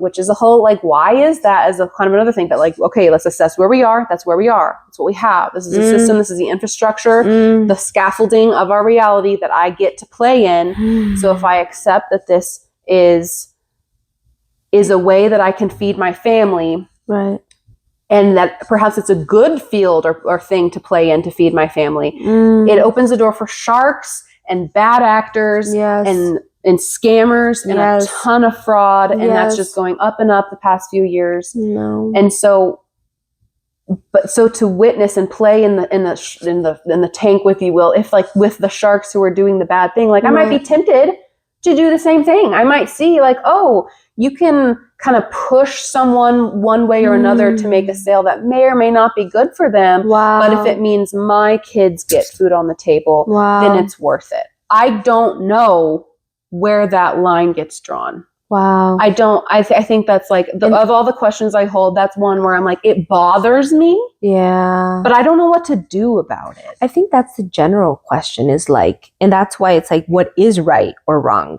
But it's like, I don't think there is a one thing, like with abortion. I'm pro-abortion. I'm not a pro-abortion at all times in all ways.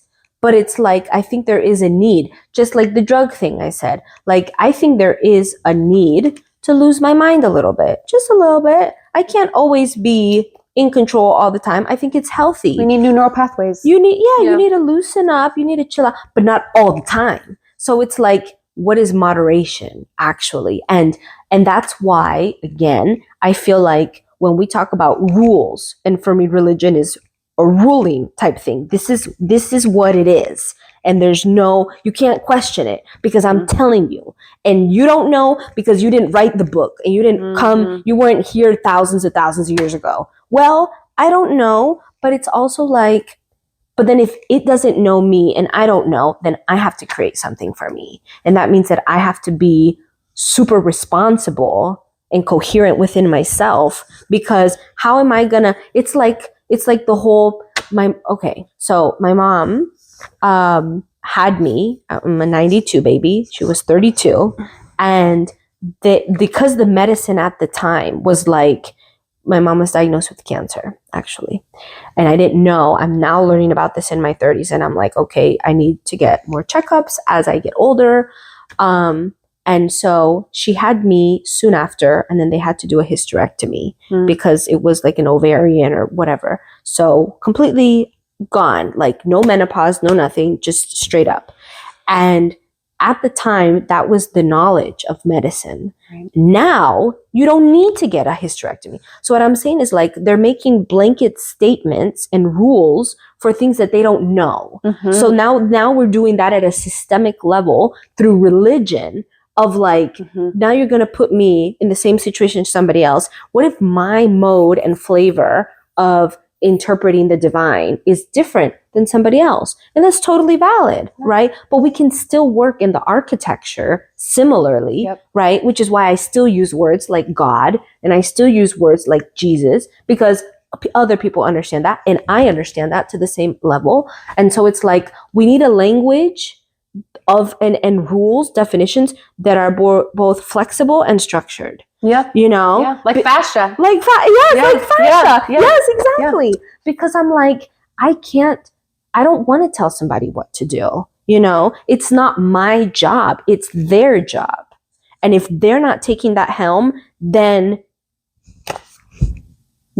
then what? Then that's the question. Like, where's their sovereignty? Yes. What are they doing? Exactly. Yeah. What are we doing? Yes. That's the kind of the question in the end.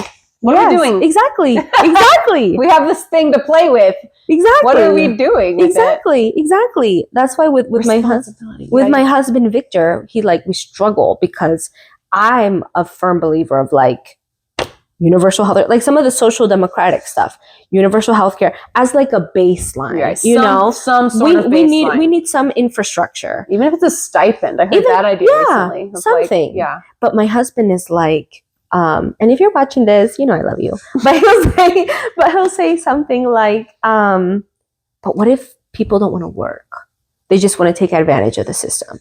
And so then that question, that fear, that concern, which is valid. It's like, again, the lack of responsibility. So it's like, what type of people are we trying to create? What type of society? A responsible one where we're all in integrity within ourselves, within each other. Co-creating. We all have value. We're all, if I don't know something, I go to Sarah and I'm like, Sarah, help me learn this thing. And vice versa. And we all have each other's backs. And I have my own back because I care about myself. Yeah. And then it's like, then I don't need religion to do all that. Yeah. Because then we're doing it together. Responsibility, radical responsibility was the phrase I was thinking of earlier. Radical responsibility. It's like just this insatiable hunger to grab a hold of everything I can. That was the cross tattoo on my neck. I think I brought that up in a previous episode. Yeah. But like that was the moment for me where I asked the universe, like, bring it on. Bring it on. And I got what I was asking for. Gee whiz, like, did I? Because be careful what you pray for, Really? Because you might get it.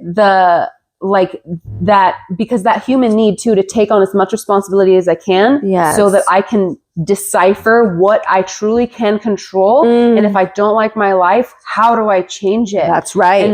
And I want to reach out as far as I can because I want to know where what I can't control begins. Wow. And that's been like the journey and the joy of the journey, to be like, okay, I can change this. I can change this. I can change this. I can change this. And that's part of like the biology, like the rights of gender comes down to like, well, what can we change? Right. What can't we change? There's always been a queer culture, but the rights to change our physiology and with the surgeries and to children, I feel like that's what's different. And so it's worth a conversation. That's huge. And then religion of like, is this again, right, wrong? And then and then I think it's just so interesting. Like, I think it's a human thing. Wait. Can we pause? Sure. Okay.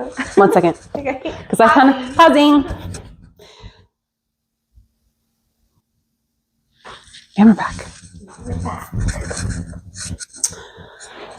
Oh, I'll take this. Yes. Yes. So, as you were saying, religion. Yes. I know, exactly. That's just the big. We've been covering a lot. Yeah. Because I feel like it's like one of the taboos that society doesn't want to talk about. And whenever that's one of the things, it's like it already has that weightiness because there's been this, we're not talking about it sort of thing. Oh, and I remembered what we were talking about, kind of trans and biology and women. What can we change? Yeah, we actually can change more than we thought. Yeah. Yes. And then it's like the morality, what is right, what is wrong. And so that is challenging because I think religion in general, not to say some more than others, I don't know, I haven't studied all the religions, but it has this like, we are setting the rules. And then the people who choose to associate with certain religions, like we're also going to abide by those rules. We're going to be law-abiding citizens. And then that's when we get into queerness and race and just other things, then it's like, So what is that particular scripture of that religion or that dogma? What does that say about that? Because we got to check the rules. Right. We got to see what's right. And that brings up more zealousness when people have an interpretation that this is or isn't allowed. Right. And so then it just feeds the war. Yes, exactly. And then it gets hard because then it's like we don't have that space, that flexibility for that personal interpretation. And that's why I'm kind of like, that's why I'm not a religious person, because I'm like, I want to be granted the right that we all have, which we already have. It's not like I need to ask for it. You already have born with your own volition, but it's like because of the different cultures and religions and like all these layers that are already thrust upon when we're born, it's like then the journey of life is to peel and uncover and get naked and vulnerable and remember. Yeah. And so it's like, and not everybody wants complete self-autonomy and self-responsibility. That's not for everybody. Nope. And that's okay. Yeah. But like, if you want the middle ground, then it's like, especially with these areas of like queerness and whatever it is, it's like, you should be able to. Like, nobody is trapping you. It feels like a trap because religion comes at this with like the rules and this sort of thing. But it's like, you can still, like the flavors, you can be whichever sect and branch of whatever religion, and still I really hope that as an individual we can be able to like reconcile and reckon with these questions, because then I think it makes it all the more juicier when we do engage with whatever that thing is, because if we so choose, we can have challenging dialogue with people in our community, and who knows if that creates a ripple effect. Or if anything, it's like you have a stronger, more vulnerable, intimate relationship with that piece of your life that gives capacity to other things. Like I remember going, maybe a tangent, when I got into like spiritual new age stuff, and everything was all the rage about law of attraction. And I really enjoyed it because I was like, you're telling me that I have more power than I think I do. Right. You're telling me, and I'm like, that's awesome. Right. And then I didn't like it because it was like, you have to write it down and you have to say, but then I thought to myself, but I don't know actually if that's what I need or want. I don't know if that's how it should, quote unquote, should come about. So it's like, now on top of me having power and autonomy, now I have to, like, I'm God now. I'm supposed to be omnipotent. Are you your highest, best version of yourself? And the answer is no, because I'm a human being. And unless, and I do have qualms with like Buddhism and stuff of like, you have to remove yourself from the world and you're in a monastery or whatever, and you are isolated so that you can be more engaged, and you just all, like the Dalai Lama, presumably, you just dedicate your time to meditate and whatever. And that's fine, but that's very idealized. And I feel like that's disingenuous to a certain extent, because I feel like those of us in real life are most like, we can be tested, if we're going to call it tested, like every day, like the dog poop scenario. Like it's in little things like this that can show us our character versus I'm up on an island, a mountain, isolated. So it's like, oh God, I'm the original train of thought. Oh, the law of attraction. So I was like, I didn't like that, because I'm like, now there's this potential presumptuousness of, do I know at all times? And so I used to do that for the work stuff. I was like, okay, I want salary by this day, or I want this job that I've interviewed for. I want this job, and I want blah, blah, blah. And I would go around praying and saying it in my head. And then when it didn't come through, I was like, did I fuck up? Did I not do it right? Is this not meant for me? And all these other things. So then I had to release that. And I was like, you know what? I know what I do want. I want to make a certain amount of money. I don't know how, okay? But my job isn't in the how anymore. My job is to trust and show up for the work and put myself in the best position and know my non-negotiables, which is why I talked about the non-negotiables the other day. Yeah. And that's it.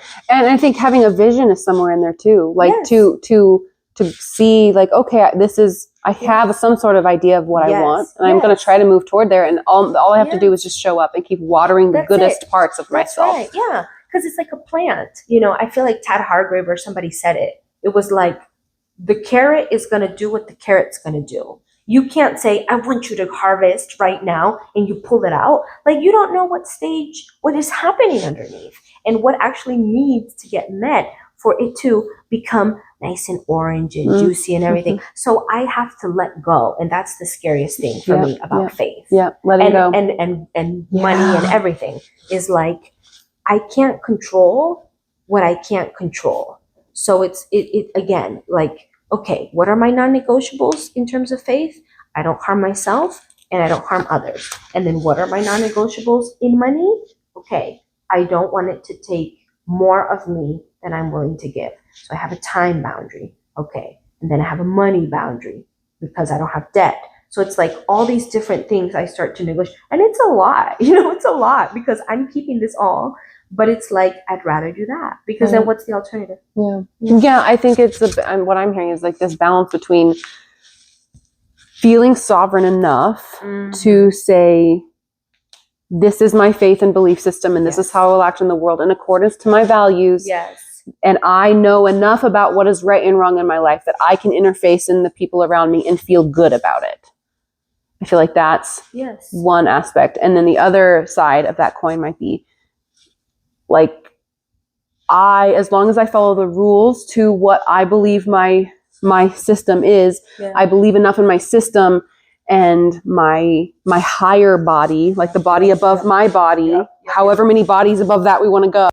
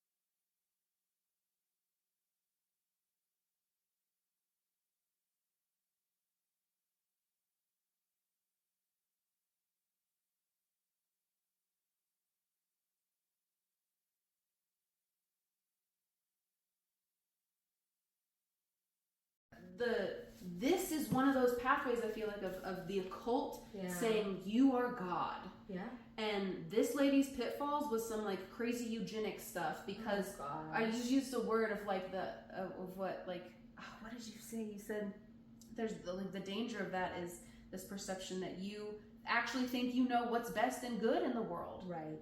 And I think that's not like that's one way of trying to understand. Right. Like, okay, I have an inner compass. Yes. And that is good. Yeah. And there's more. There's an outer game too. That's right. And so the pitfalls of like this crazy like mentality of like that's the Aleister Crowley occult stuff is like you are the god of your life. Wow. And I think the dangers of that led into some of the the racism. I'm not for that. And whether it was based on skin color, it's still based on this idea of deep purity. Yeah. And deep like we are the cleanest, purest, and I think there's no other way than to fall into the trap of like that elitist mentality. And that's why the Epstein file stuff, I think that's why it's related to stuff like that, is because you at some point, I mean, if you had unlimited money,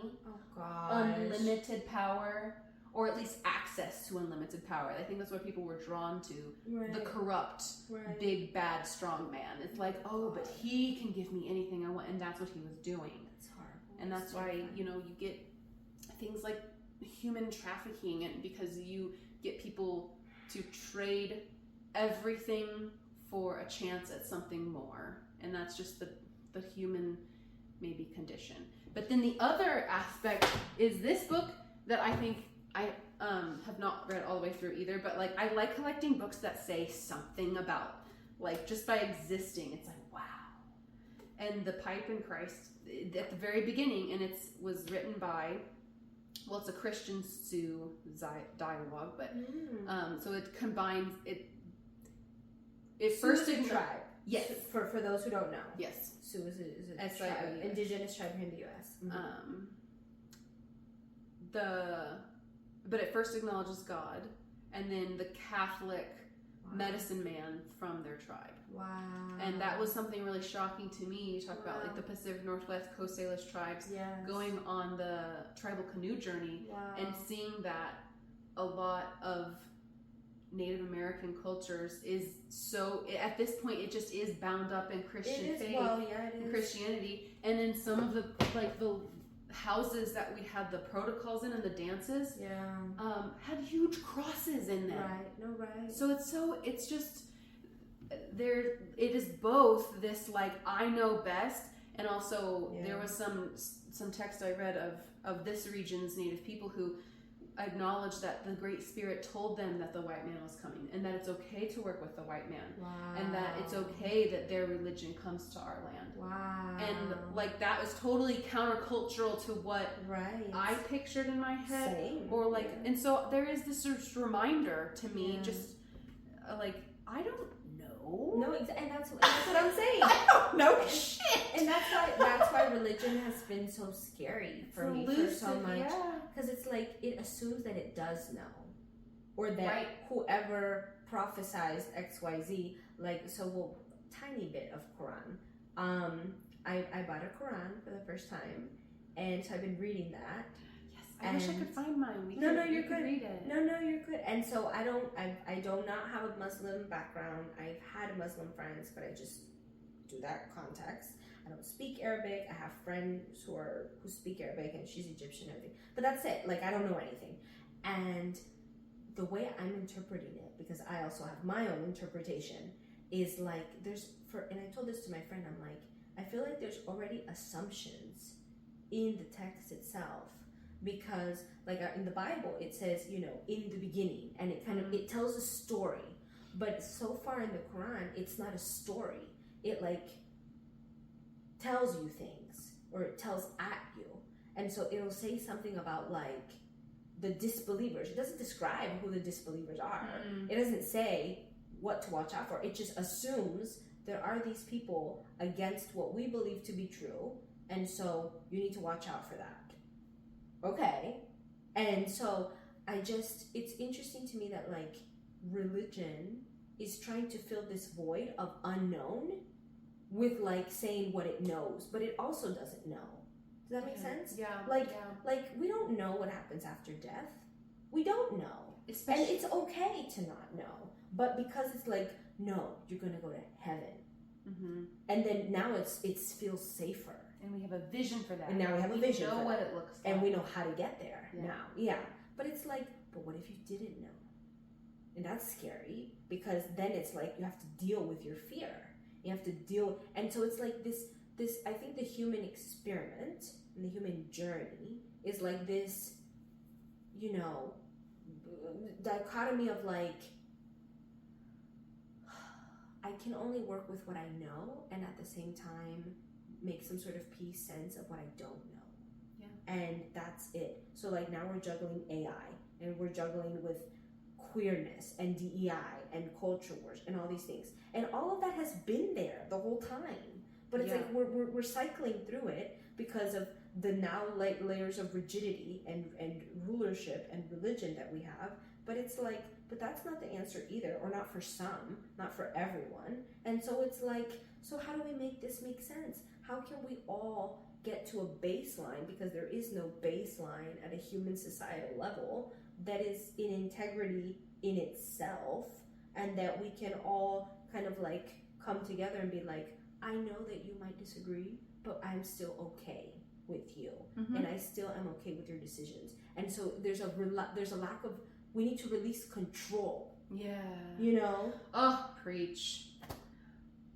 I mentioned to you, I've had hemorrhoids in the past year or so, and I'm just sharing this because I'm like, I think there's some level of like control and stress. I think it's also there's physiological things to like hurting my back.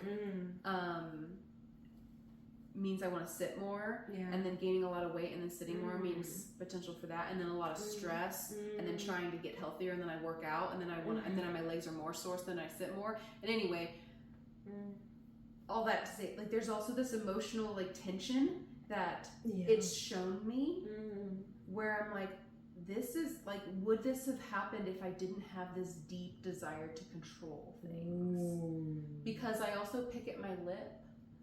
And so I have this like, and at this point in my life, and maybe I'm saying this for my own, like 5 years from now, I'm going to look back on this video and be like, oh, you poor thing.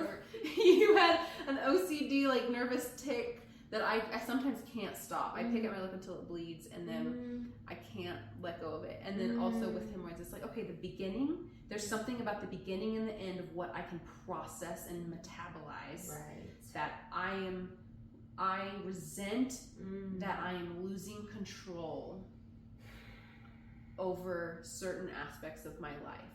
And simultaneously, I feel like in order to heal these parts of myself, I because that's been a deep theme in my life lately, it's like, I have to let go. You have to let go. I have to let go.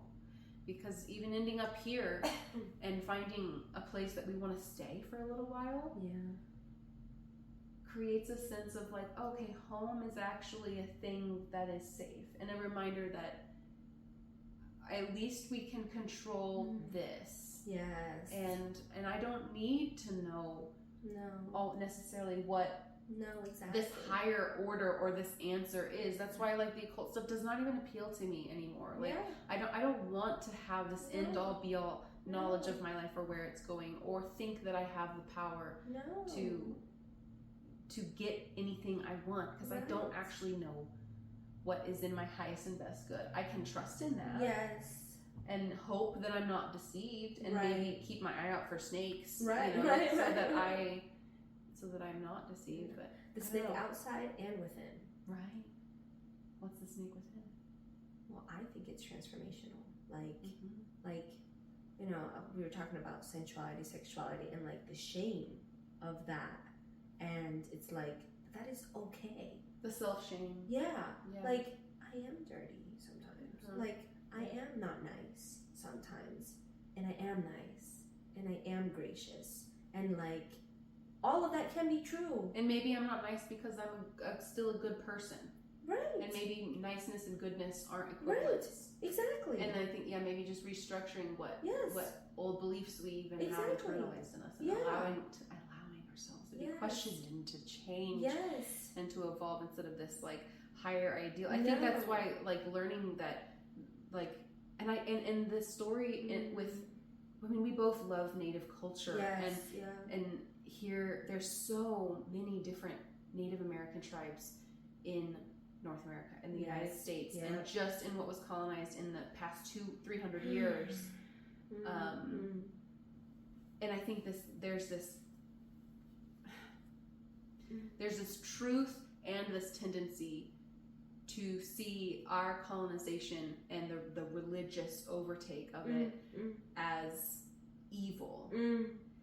And yet when I see books like this, and I see Native people integrating Western Christianity and loving it, it causes confusion in me, and it does sit me down and make me shut up a little bit and go, well, we were taught, and the Christians of the world are taught, like, to go out and preach the good word, and how can I now, I don't know, there's just still this doubt in me that I can even assume what is right for them. Well, I feel like, my brother-in-law he was a missionary, and because I'm very anti-religion, or like I'm not pro-religion, that's for sure. And I struggled with him for a minute, because he said he went to South America. I mean, he's South American, and then he would go, and I'm kind of like, I get that you're sharing, and you think that, I don't know if it's what's best, but like, you want to share what has helped you.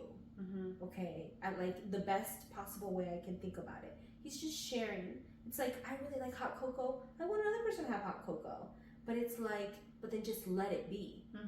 Don't then like force them into submission. And that's my line, because it's like, all of Latin America is Catholic, all of Latin America speaks Spanish, and these are two things that were not there. Like, the indigenous languages, Quechua and Nahuatl, are gone for the most part, and their own art and their own way of living and adoring and whatever is gone, because something was imposed on them. And that's where I'm like, faith is beautiful, but then let people experience and express it their own, like, let them come to it. Like, didn't Jesus say, let the children come to me? So then let them come to you. Like, show it, but then don't force it. I was just saying the converts I know who are happiest were led by curiosity. Yes, exactly. Who were led by people who modeled something that they were just curious about. Exactly. And I think that's the Jesus story. He did that in a way where he's like follow me. That's what he said. He just would say, follow me. Yes, exactly. And I'm still like, it just is sad that so many cultures do get erased in the name of their interpretation of what that was, like the Crusades and just like the overtaking of all of the Americas, North, Central, South, all of it, and even like the parts of Africa that we've talked about, like this weird mixed match of cultures that are all thriving together, and even though a lot of it was founded on death, I mean, there's still beauty in it, and I love seeing the cathedrals, and I love seeing how now people have, but it's kind of like, well, they have no choice now. Like, I know, now it's the remnants of it. But like, that's why this deck it was like, I like that it's like this mixed match of cultures, but it's also a reflection of like, what does it mean though? So now you have no culture because all the cultures mixed together. But then also Christianity was able to spread like it did because of the way it blended, and like that. But also the blending of cultures opens the doorway for beauty. So it's like the English language. Like, I love that I can speak English anywhere in the world. Now, that doesn't mean that I want it to be the language of the world, but I like having a universal language that I can speak with everywhere. And I feel like Christianity is kind of like that, in that I can go to Asia, there's Korean Christians, there's Japanese, there's everywhere. And I'm like, so we have a language now for faith. And your interpretation and my flavor and all of that is different. But okay, so we're creating a baseline. The way it came about, okay, but like, and so now we can reconcile, and it's up to us if we choose to have that responsibility of like, okay, you know, I want you to have pro-abortion. I want abortion rights. Not everybody wants that. So it's like, what does that look like now? And then somebody's queer and Christian, and what does that look like now? And like a divorce, and like all these other things that now it's like we can create rules for ourselves potentially, but then how does that look like in a country, in a government?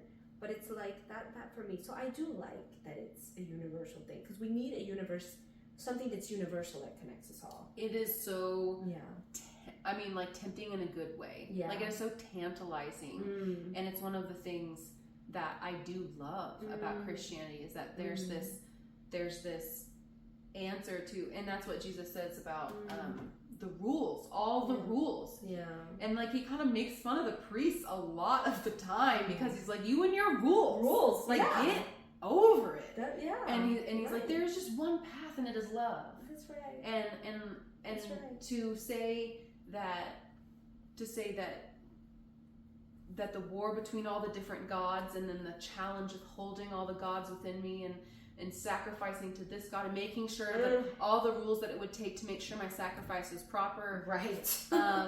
All the rules of Judaism has. Like, I think God allows us to question, like, what is the purpose of that, and does it feed your true sacrifice? Yeah. And that's why in internalizing the religion or the spirit of it, or like the goodness of it, or like the good, not just the good parts and not the bad parts, but like seeing it as a whole, and saying that, like, okay, to act as if I believed in a God, or to act as if I believed in a higher order or a spirit that allowed me to move forward with good intentions, is a very clear, simple answer to just. And I think and the when I have witnessed people, because I lead grief hikes now, and so I know all these people who've been through hell, and I hope to meet more, because like the people who have been through hell and back, sometimes, not always, but like faith, even if it's not called faith, but something that guides them through, is often a very simple thing or belief. I don't know, and it's and that's why I feel like that, and that's why I feel like religion overcomplicates things, right? You know, with the rules and stuff, and it's like the tithing, the money, like all the what you need to wear, how you need to show up, when you need to show up, what's allowed, what's not allowed, what are the rituals, when are this, and it's like, so then it's your thing is maintaining that, and no longer the inner check-in and the inner sovereignty and the inner responsibility. It's like, I'm responsible to do the fasting, or like during Good Easter or whatever it is. Like, now I have to do the thing that they're telling me to do, versus how am I actually showing up in my day-to-day as a person, for myself, for the people in my life. And then it's like, so what are we talking about now? Like, are we talking about the performativity of faith, or are we talking about real faith?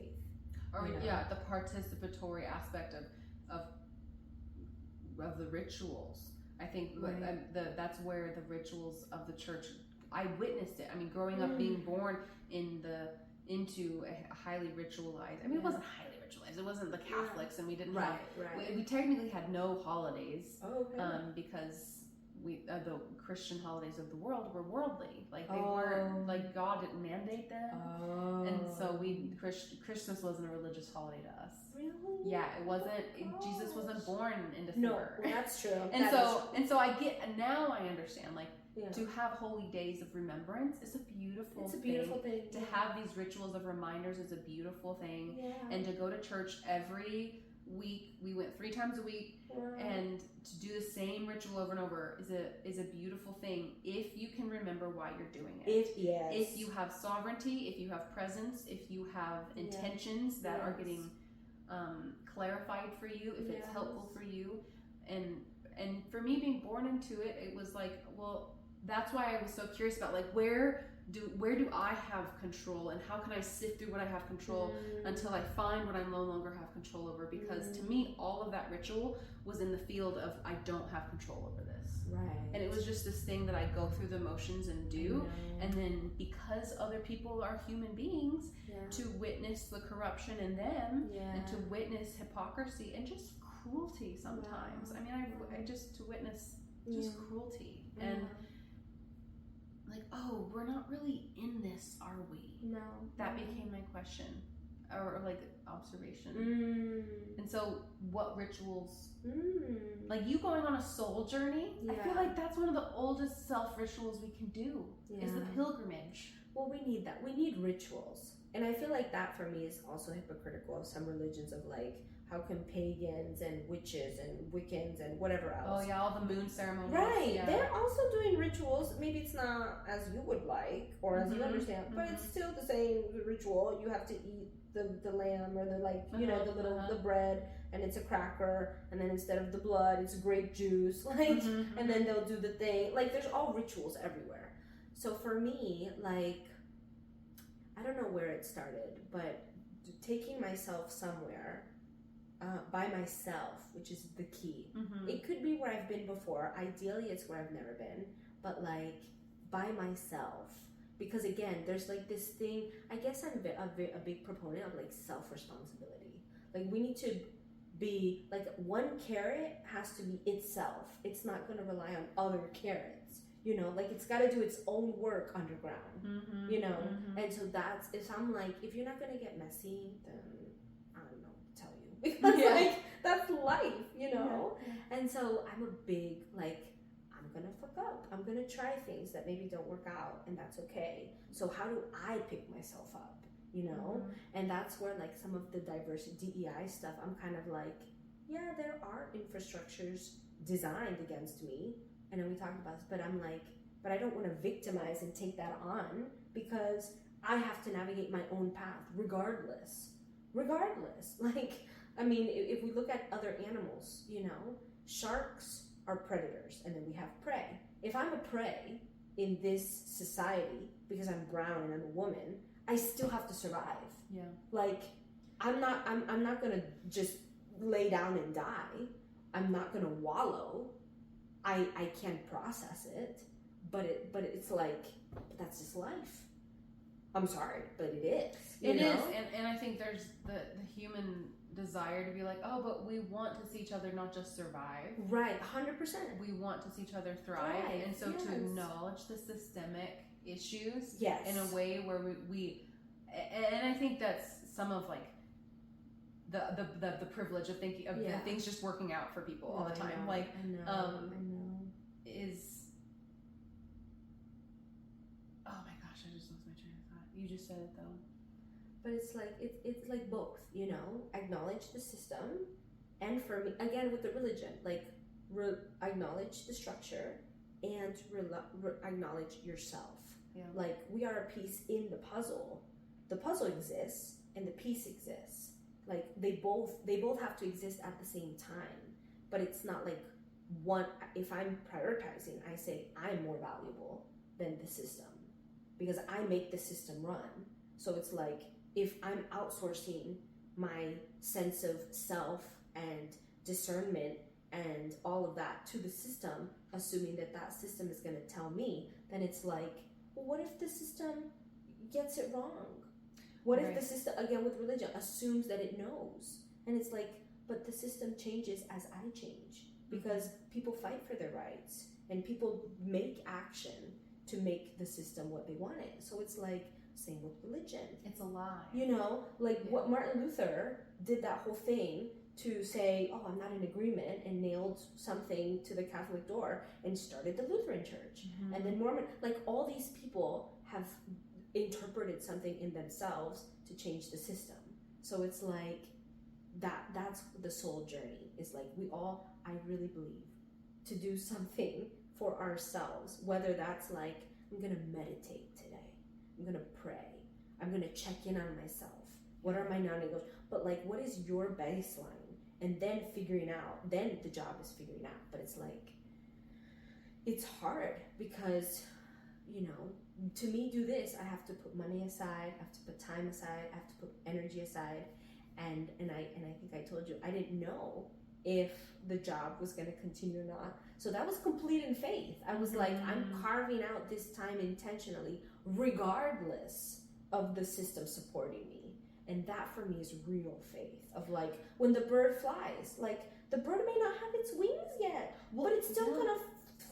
The first time the baby bird falls out of the nest, it does not know how to fly. Exactly. It's trusting its instincts that it knows how. Exactly. And I think that's the silver, or like maybe that's what I was thinking of with like that privileged mentality. Like things just have a way of working out. I think in this substrate of reality, there is a shadowy privilege behind like believing that things work out for people. Yeah. Because it's not true. No. It's not true that like you can orient yourself as best as you can and still fail. Like hard. Yes. And like have everything else go wrong for maybe other reasons. Yeah. And then your country goes to war. Like on top of it all. So but I think that's kind of the ideal thing about faith is that if you position yourself in the faith or spirituality in a way that is true internally for you, that things you have that faith that your highest good is being served. Yes. That you then open that what is I think perceived and what is a privileged mindset. Yes. Into your heart that allows you to see more possibility 100%. In your landscape. 100%. And I think that's the ideal way or something like like one of the ideal ways to approach faith is that when swallowed or internalized, that inner game, well that's lowercase, that's what faith is, allows you to see a broader infrastructure of the capital F faith, the 100%. externalized landscape of 100%. like, this makes me feel safe. This makes me, because there are that I see Christians on Facebook, because I follow some good like big Christian people in the space, and they just make political type posts, and then people get in the comments, and I'm always curious what they have to say. And the adherence to stay with your church no matter what is still a really strong one. And that's why when we started to question the church, we were pretty ostracized. Like nobody, they just all stopped speaking to me. And if any of my friends from my previous church life are watching this, like, yes, that matters. Like to say that, to pray that something may be said or done to help those who fall away, the lost sheep. You know, Jesus went after the one. He left the 99 for the one. And so I think we have these opportunities to live out our beliefs, but until we believe what we know, to try to believe and see it play out, see the opportunities before us, we just miss those chances. And I'm so guilty of that. I see chances pass me by, and like we say, at the end of the day, we reflect, maybe I should have been there for that person, or whatever it is. But and I think that like in order to believe, I think action is needed, because like I wouldn't have done anything of what I didn't know what I was capable of if I didn't push myself. Like going back to the ritual. So like I didn't know that I was gonna be all these things, a contractor, a consultant, a podcaster, blah blah blah blah blah blah. But because I put myself in places, in situations, I'm like, I'm gonna try and I'm gonna do it, and then we'll see. And then I was like, oh wow, I do believe I have capacity. I do believe now, because I had to experience it. So I feel like belief is an experiential thing too, because if we keep it very cerebral and up in the air, then it's kind of like, okay, but now let's ground it actually and test it. You know, do we actually believe? Do we believe when it's tough? Do we believe, you know, and I think that's also very juicy, because it's kind of like, and it doesn't have to be the same in all times, you know. Right. That's what community's for. That's exactly. Yeah. And you're allowed to leave it when you don't feel safe. And that was my whole thing. I'm like, I can't believe people believe this way. Like even if you are being socially or abused or emotionally, like whatever this, because toward the end, before I left, it was not good. Wow. And so that belief of like, even when maybe there's abusive cycles happening, you still stay.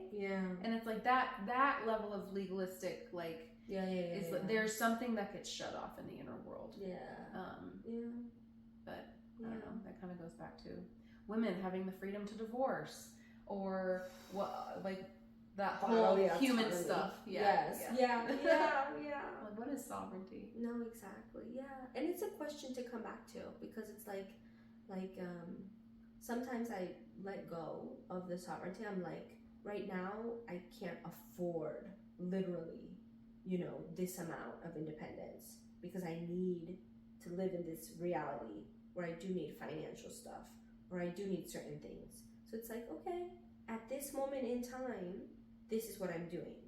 But that's not to say forever, which is why I feel like that flexible, fluid thing in faith is so important. Because in one moment in time, you do need more rituals. You need to go on that thing. You need to do certain things, but not always, or not in the same way. And so, like, that balance is it's hard, because I'm kind of like, okay, am I going to keep doing solo trips forever?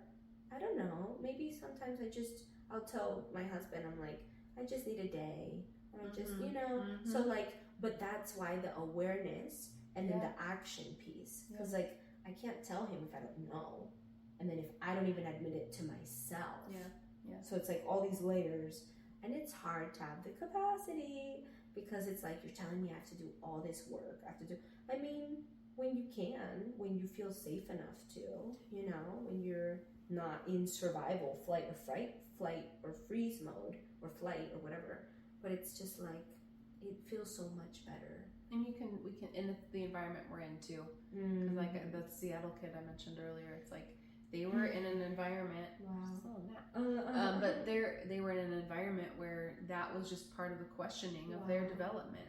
And we all can kind of, to some degree, choose at some point, be able to choose what environment we put ourselves in.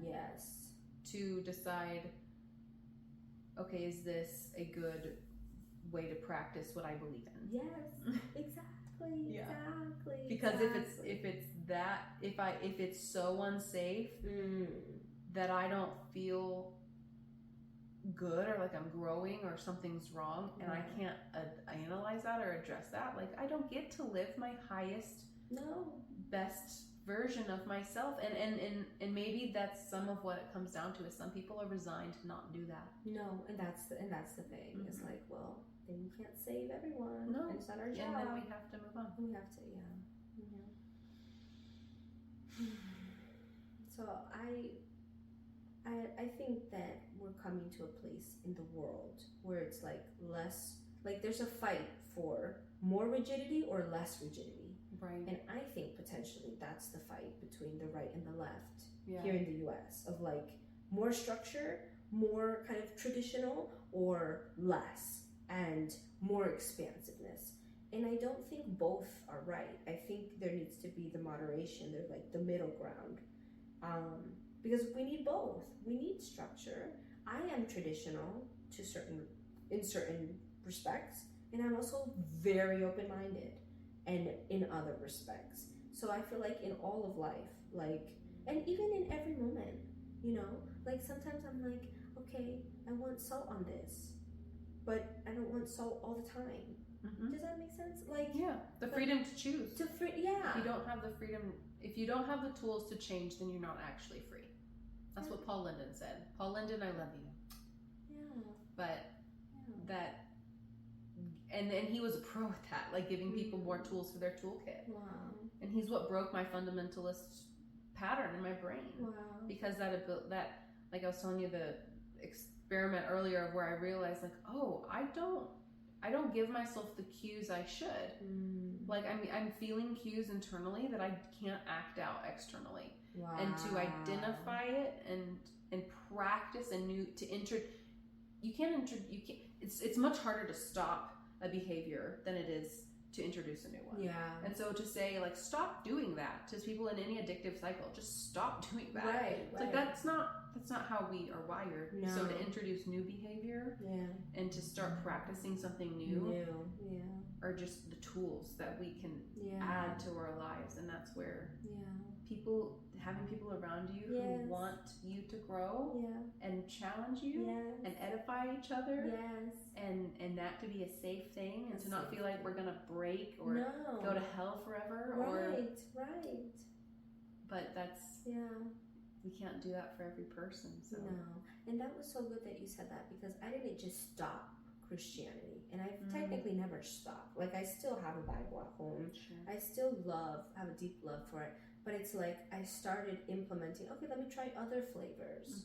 And then I somehow went into Eastern philosophy stuff because I loved yoga, and I still have like a whole, my arm, I'll show you later, I have a whole arm tattoo, and it's a lady meditating with the 7 chakras, and I have the namaste, like the lotus, like I started taking on all these things, but I didn't stop that. And I think that's maybe another thing, is like, what I don't like about religion is like, it has the certain endpoints, and it's not expansive.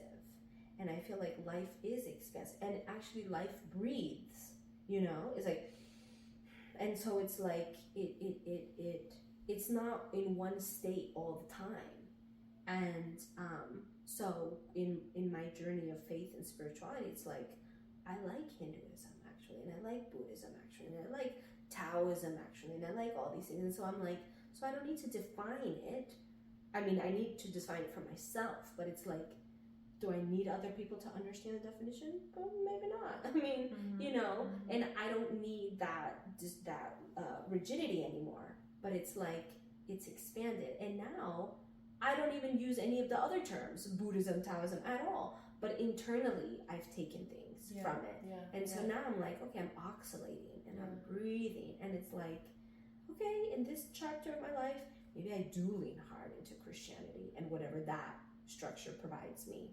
And maybe next chapter, I do lean hard in agnosticism or Taoism or whatever it is. And it's like, you take the medicine you need in that moment, but you realize that it's like, it's all together, you know, it's all in it together.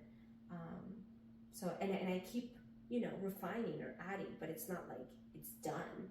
Ow, I threw it. I have deep respect for so many Christian mystics, like Paulo Coelho, the author of The Alchemist. The Alchemist, I'm like, he's a Catholic mystic. Who would have known that he has such a beautiful, you know, or like Sufism, the mysticism in Islam. And it's like, there's such richness in all over. And so it just like, it adds the spice, like a meal.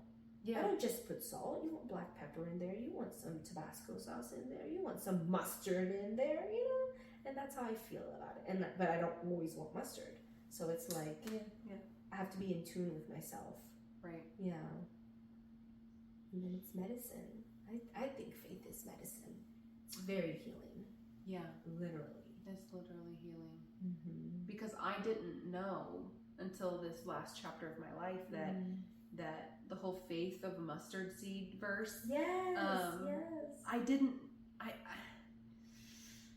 I feel like I've just lived that lesson out in such a clear way that it's hard for me to deny that metaphor of like it doesn't even say to now soak your mustard seed in water, now sprout your mustard seed, and then put it in the ground with this and this depth of soil, and then give it this much sunlight. And it didn't have all these rules about how to properly grow a mustard plant or tree. It just says, if you have it, the faith of a mustard seed, then you can move mountains from here to there. And it was literally these hills, the uplands, the Saltese uplands, that I was hiking. Because before I did the grief hikes, I just went all the time by myself to process my own grief. And to go up and down hills and through the mountains, your perspective of the mountains shifts. And there was one day I realized the mountain literally moved from here to there. And it's not that the mountain moved, it's that my perception changed. My perspective on reality shifted. Wow. And what if having faith so small grows into something that allows you, and just simply holding on to it, just holding on to that tiny amount. That's all it took for the perspective to change in a way that was so deeply profound. I was like, I prayed for this. Wow. Like, I've prayed for this shift that eases the suffering of my life, because to suffer deeply about a belief, even if it's a limiting belief, even if it's and you have to work through that shit, and at some point let it go, and then when you let it go, you have a new perspective, and it took crawling through the mountains to figure that out. But you took action, and I kept going up and down, up and down, up and down. No, I have deep love for faith. I do deep too. love for faith. I love it. Because it's just like, I honestly think it's what makes the world go round. It you know? is. And if we even get astronomical about it, like, we're just a floating planet. Stardust. Yeah, in the middle of nowhere, and I'm like, that alone in of itself, like, and galaxies, and where does it come from, and this mystery, and it's gorgeous, and the stars colors, and they burst, and they're gaseous, and then this, and I'm like, and you don't believe in nothing? Okay. Well, here pretty soon, I was just talking to somebody, someone who was looking for land and trying to form a community in part of Washington, and he was like, listen, our government just announced aliens are real, so it's game on. We gotta find the land, we gotta get back to it. And it's like, oh yeah, the skills of the reminder that we are earthlings first and foremost. And we do, like you said at the very beginning, we have far more similarities than we have even the slightest difference. Absolutely. And to believe, I mean, that's the whole money system is a faith-based system. The fact that we even use money means we use faith. It's fake. It's fake. It's this belief, right? It's a symbol. Because it's like, it's a symbol. Why am I paying for something that I could grow in the ground? Well, because we live in a mall. Remember the mall analogy? I don't like it. I don't think we talked about that. We didn't talk about it on here. It was pre-recording, but it's just like, if your whole life, everything you need, housing, food, entertainment, exercise, social connection, spirituality, all the human needs, a justice system, you have a little security council, whatever, all of it is under the roof of the land developer who built the parcel that your little community lives on, because all of it's kind of owned, like those apartment complexes, that the plaza, yes, it's the plaza, and it's the same thing as the king with his castle, and all of the little shacks around the castle are like, well, it all comes from the king. The king owns it all. And so this whole no kings thing, but then we go back to villages like this, and it's like, well, oh my God, it's the whole thing, the paradox of it too. It's like we're working through it. We're a baby country with a baby faith, and in this context of this Aristotle Western flavors of even the UK Christianity in the UK, I had friends who were like, it's actually a more liberal thing. Is it? Because the paganism was like the old ways. They're very much more into that. And I feel like that's what some of the native the thinking that I've heard is like, it's the new way, it's we're evolving. Yeah. And that's why this new faith, this one God. You know what when you said a baby country, I feel like a step further is we're baby animals. Like, in the grand scheme of the animal kingdom, like, I feel like the other animals have their shit together. Like, you know, elephants know what they're doing. Yeah, except when we take away their habitat. Well, because we are. Right. Like, not to say that we're bad, but it's just we're learning in our evolution of what it means to be human. Yeah. And that affects all these other things. And so I'm like, elephants and orangutans, please be patient with us. Be patient with us. I mean, God, the American beaver, like because with the fur trade, a lot of the settling of the West was based around the fur trade. A lot of the first trails, the historic trails that I'm obsessed with, were first navigated and routed by fur traders. And so what they did to the beaver was almost bring it to the brink of extinction. Poor beavers. And then I think the way that the beaver still protects us and still You see, that's a whole level of evolution and faith. Yes. We wouldn't do that as humans. We wouldn't. Well, do that. But that's beavers. the thinking. That's why the rationality, like, that's why we say they have it figured out, is because That's they what I'm are saying. like that eternal love. That's What what we I'm would anthropomorphize as eternal Yes. love. Right. Thank you, beaver. Thank you, beaver. By protecting, I mean, the whole West and like the destruction of the not forest management, Right. but also taking away habitat for creatures like that, because the ability for lands to get like a little wet and then to seed, a little wet and then to seed, prevents fires. And so the beavers allowing land to fill up with water keeps our environment moist, and turns out we need water to survive. We do. I mean, they know, because they're all in it together. Mm-hmm. Like all the animals, except us at this point, We're are getting like, we're all in this together. Mm-hmm. And I think that's what we're missing, is that holisticism of like, you might be a different type of beaver than me, but you're still a beaver. Right, you're still part of this ecosystem. You're still part of, yeah. Yeah. And we get so caught up in the differences in faith, differences in whatever. And it's just like, but it is okay, you know? No self-harm or harm to others. Like, I don't know if beavers are gonna intentionally, unless like defense, you know, defending themselves, to harm another beaver. But it's not like they're going out of their way to create all these drugs to numb themselves. Yeah. It's not like they're sending fentanyl in through the cartel. Right. Oh, I'm laughing. It's sad.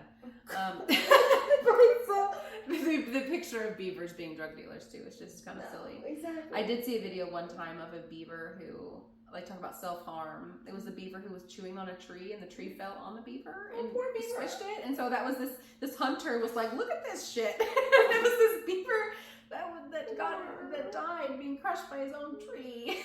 Oh no. It's like, you know, shit still happens. That's some pretty human shit that Something beaver just happened. pulled. We're contagion then. We're contagion. But I really rebel against that idea that we can't coincide, because there is this, and I see it in my, like, the wilding work and the remembering, the rewilding movement of not just our country but the world, and to remember that we are one with the ecosystem, and that it's kind of an extreme, because like the extreme of too much presence is like, I am the flame, like I am the sunlight, and I think there's a truth in there, but the temptation is to get lost in it. But I think the bigger truth, that's just easier to remember, and that's why the one God is so appealing. I think because it is to remember that there is one love. Yeah, one. Yeah. And Bob Marley had it right this whole time. I'm telling you. Yeah, you know. Dog, we named our dog Marley. Like, it's so wise. Yeah. I mean, I think that's the ultimate truth, though, singular Absolutely. love that moves through all things. That's right. Yeah. So I have nothing else to say. I feel like that was a good note. Yeah. One love. That was you faith. guys. One love. Yeah. That was faith. Well, thank you so much. Thank you so much. And I go back to DC. No, I'm here. I'm here for a couple more days. That was it. Yep, that's what she flew in for. No, I'm so excited to hear what the rest of your journey is like, and what you think of Western Washington. And if you end up in Portland or not, or we're gonna go see Idaho tomorrow. So excited. Oh, this is so great. You guys are witnessing an awesome friendship. So, I had forgotten how powerful friendship is. It is. We've all been alone for so long. Yeah. Yeah, I mean, I have friends, but it's like we're not physically close. Sure. And then because the internet is what brings us to each other. It honestly does. It honestly does. And it's a weird, safe, like, we've got a boundary there, you know? Like, I can commit to a certain extent, but I don't have to share all of myself. And then some of the friends that I do meet in person, it's like, well, this is where I'm at right now. But in the in-between, in, like, the witnessing and, like, all of that. And I'm like, well, my partner, my husband is the one that sees me through all of it. Yeah. And I see myself, but it's like you just want someone else. Yeah. And that's hard.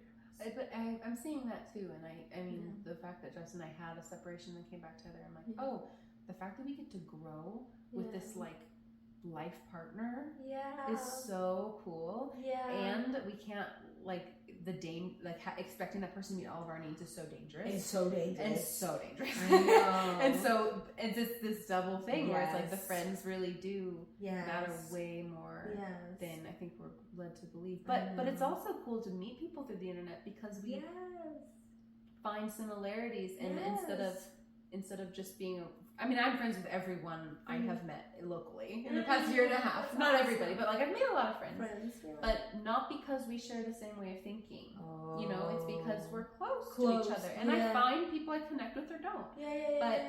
But the curation is an interesting thing. I think internet has been really good for me with the curation part. Because I've met two other awesome women through just podcasting. Yeah. And I'm like, one is in Asheville and one is in Tennessee. So they're East Coast. And I'm like, can we all visit? I would love to do that, you know? Yeah. And we talk about community building and stuff. Yeah. And I'm like, that for me. Because the ladies in my vicinity, like we met either through work or through college. And so they have more history, but we're not necessarily on the same wavelength on certain things. And so it's kind of like, okay, the trade-off, proximity, or like the values and like this. And so I've told you, I'm like, I feel like I'm on the wrong coast because like the wavelength over there, not to say that there aren't people that think the way I do, but it's harder to find because there's just so much more performance and politics in the DC area. And it's just like, and then to do that work of like, can we be friends? Yeah. Can we show up in each other's lives? And it's like, no. No capacity. Yeah, no capacity for that. Yeah. No, this is awesome. Yeah. Oh my goodness. Will you all be well? Yes, be well. Love you guys.